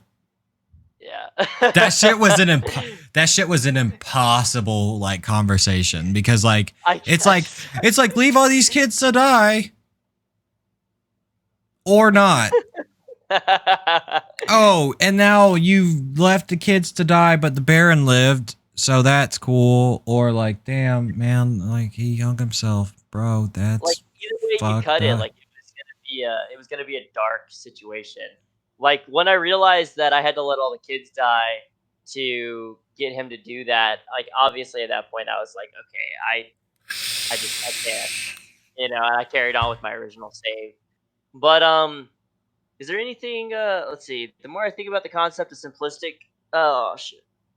The more you think about the concept of simplistic can make good games, Minecraft is among the Fall Guys and Among Us because it still lives on to this day. So clearly, Minecraft's formula of removing the cap on players' potential really lets the game live on, and it seems to be the ultimate game formula. Also, since we were on this topic, hardest moral choices in games. Go. This will be the last question, and then we're gonna wrap it up after that. So, what's the hardest moral choice that you've had to make in a game? Um, Quantum Break's decisions, especially with how like the ripple worked for everything, like Mm, those were kind of like fucked. Especially because like you made the decision and then watched like a whole thing be acted out about the decision. Like that shit was because the first decision you make is either hardline or PR, and like I picked hardline because I was like, yeah, this kind of makes sense. Literally, there's a girl begging for her life, and they shot her in the fucking head, yeah. and I was like, oh, we're out here like that. Oh, we rolling like that now. I was like, damn, that's fucking wild. And it's one of those like it was a moral choice given to you that wasn't like they told you what was going to happen. Like they told you they, but like at the same time, you didn't really think it was going to happen like that. Like Mm, but like I'm trying to think of like more moral decisions in the game, and honestly, like a lot of them aren't that deep. Like a lot of them are not as deep as the Witchers are. Where like take Star Wars Knights of the Old Republic, for example. Like, yeah, I'm a bad guy, and I took over the Starforge, and the Republic fleet died because I'm just being Revan. I'm gonna be yeah, the bad guy. Like, right. that didn't. It wasn't something that resonated. Like, it wasn't something that I was like, man, could I have done something different? Like, it wasn't. It wasn't really like an experience of what what are the absolute ramifications of this? I mean, like, yeah, okay, Zalbar killing what's her name, like that was kind of fucked. Mission Veo, Mission Veo. Yeah, mission. Like that, I was like, damn, that's kind of fucked up. Man, killer with his bare hands. That's kind of rude. But like, if you're committed to being like, because evil, a lot of evil in video games is so over the top that like it's not, you're not really registering that as like a fucked moral decision. If you're committed to being a dark side character in Knights of the Republic, you're just like, okay, yeah, this makes sense. Okay, yeah, this makes Right. sense. Like, and it's not like a decision that happens where it's like you're doing a good thing, a good deed, and maybe the good deed isn't as good as you think it is, or it doesn't have you don't get a fairy tale happy ending on the backside, because that's what a moral decision is. It is something that you either feast or famine off of this Mm, decision, but you don't know until it plays itself out. Like take a day-to-day moral decision, which could be like, I'm broke, I'm at a store, I steal a loaf of bread so that my family can eat. Like, where on the moral spectrum does that fall? Like, right. does that fall on the I did the right thing for the wrong reasons or the wrong thing for the right reasons kind of thing? So like when I try to think of moral choices in video games, like what you think about the Renegade and Paragon options in Mass Effect, which were be a dick or don't be a dick, really. Right. Besides the fact that you could shoot Rex in the face with a shotgun, that was kind of fucked up. That was really fucked up. I literally restarted my game because I was like, yo, because you don't have a choice if your Paragon is not high enough. Right. You can't talk him down. It's just you have to blow his face off, and that's rude as Yeah. shit. So like, Mhm. I'm trying to think of like what was like a hard like moral concept. Like I think. chat says the Quarians or the Geth in Mass Effect. Either one was pretty fucked up. So like the Geth were like it's one of those like it's a slave analogy that like you no one ever wants to really think about a slave analogy, because at the Yeah. end of the day slavery is wrong, slavery is bad. Like we Yeah. all know that. But like the Geth were kind of like almost an invasive species. Like they created something that propagated to the point of being all consuming. So it's one of those like, but it's not their fault. Like, oh, that was a good one. I think I picked the Quarians though. No, I didn't. Yeah. Did I? I actually sided with letting the Geth kind of do their own thing. I, To I be can't. honest, like in Mass Effect 2, where you could like rewrite the Geth program or just destroy them. I kind of just like rewrote it so that Yeah, way they could do their own thing and become their own kind of thing on their that own. wasn't like Um, invasive, or they weren't openly hostile. That they could live their yeah, own life. exactly. Like the And it was Quarian, like actually a really go ahead, go it ahead. was a it was a really difficult decision too, because it was like, gee, I could go ahead and eradicate these guys that have been terrorizing planets and shit, or I could just rewrite them and maybe they won't be as bad, or maybe they'll be better. Maybe they'll benefit the galaxy or our little quadrant of the galaxy to become better than what we have been. You know, like it was a gamble, and I feel like that was probably one of the hardest choices that I've made in any game. And EA does a really good job at making you feel that kind of way about things, where it's like this is a really difficult choice. Like Mass Effect has a lot of really difficult choices for you to make. Dragon Age has a lot of really difficult choices for you to make. You know, and those decisions you make fucking matter. Those decisions you make are going to matter at some point at some game. Like things you do in Mass Effect 1 affect things that happen in Mass Effect 2 or 3. If you're going to save Ashley or save the other guy, like that character will be dead permanently throughout that entire story, you know? Like even into Mass Effect 3, I let Ashley live in Mass Effect 1, and she brought up the fact that he died on the planet at the beginning of Mass Effect 1 in Mass Effect 3. You know, like the decisions you make matter in those games, and I think EA does really well when it comes to like situations like that where like your decisions are going to matter. At some point, something's going to happen that revolves around this situation. It might not happen immediately, it might happen 7 years down the line from now, but at some point that decision's going to matter. And what like so I ended up siding with the Geth because I was like, man, I hope to God that you know they can rebuild themselves to be you know helpful to the galaxy and stuff. And then that was the only game where I could feel like that things just didn't matter, because in Mass Effect 3 everything you did kind of just didn't fucking matter, you know. Even when they tried to redo everything um with that update, that free update or whatever, but then, like, in Mass Effect Andromeda, they would talk about some of the decisions that Shepard made off of, like, your previous game, information and stuff, and they'd be like, "Well, that's the kinda guy I wanna be," or they'd be like, "That's not a fucking person you'd wanna be," you know, like so, like, your decisions ultimately mattered in a long term of things as well, even though we were led to feel like it didn't at the end of 3. But, yeah, I would say siding with the Geth or not was probably one of the hardest decisions I've made, or in Mass Effect, deciding to destroy the well, drink from it, or have Morrigan drink from it. Like that was probably one of the harder decisions that I made too, because we all know Morrigan in Dragon Age is manipulative, but we haven't seen her in a whole game previous to uh, Dragon Age Inquisition, so we don't know what she's like now. She has a kid and everything, so it's like she could be a completely different person. So, should we let her drink from the well? Maybe it'll benefit us. Should we just destroy the well outright? Maybe that'll be the better choice. That way, nobody has that kind of power. Or should I drink from the well? And if I drink from the well, then I'll be forever connected to that god that's connected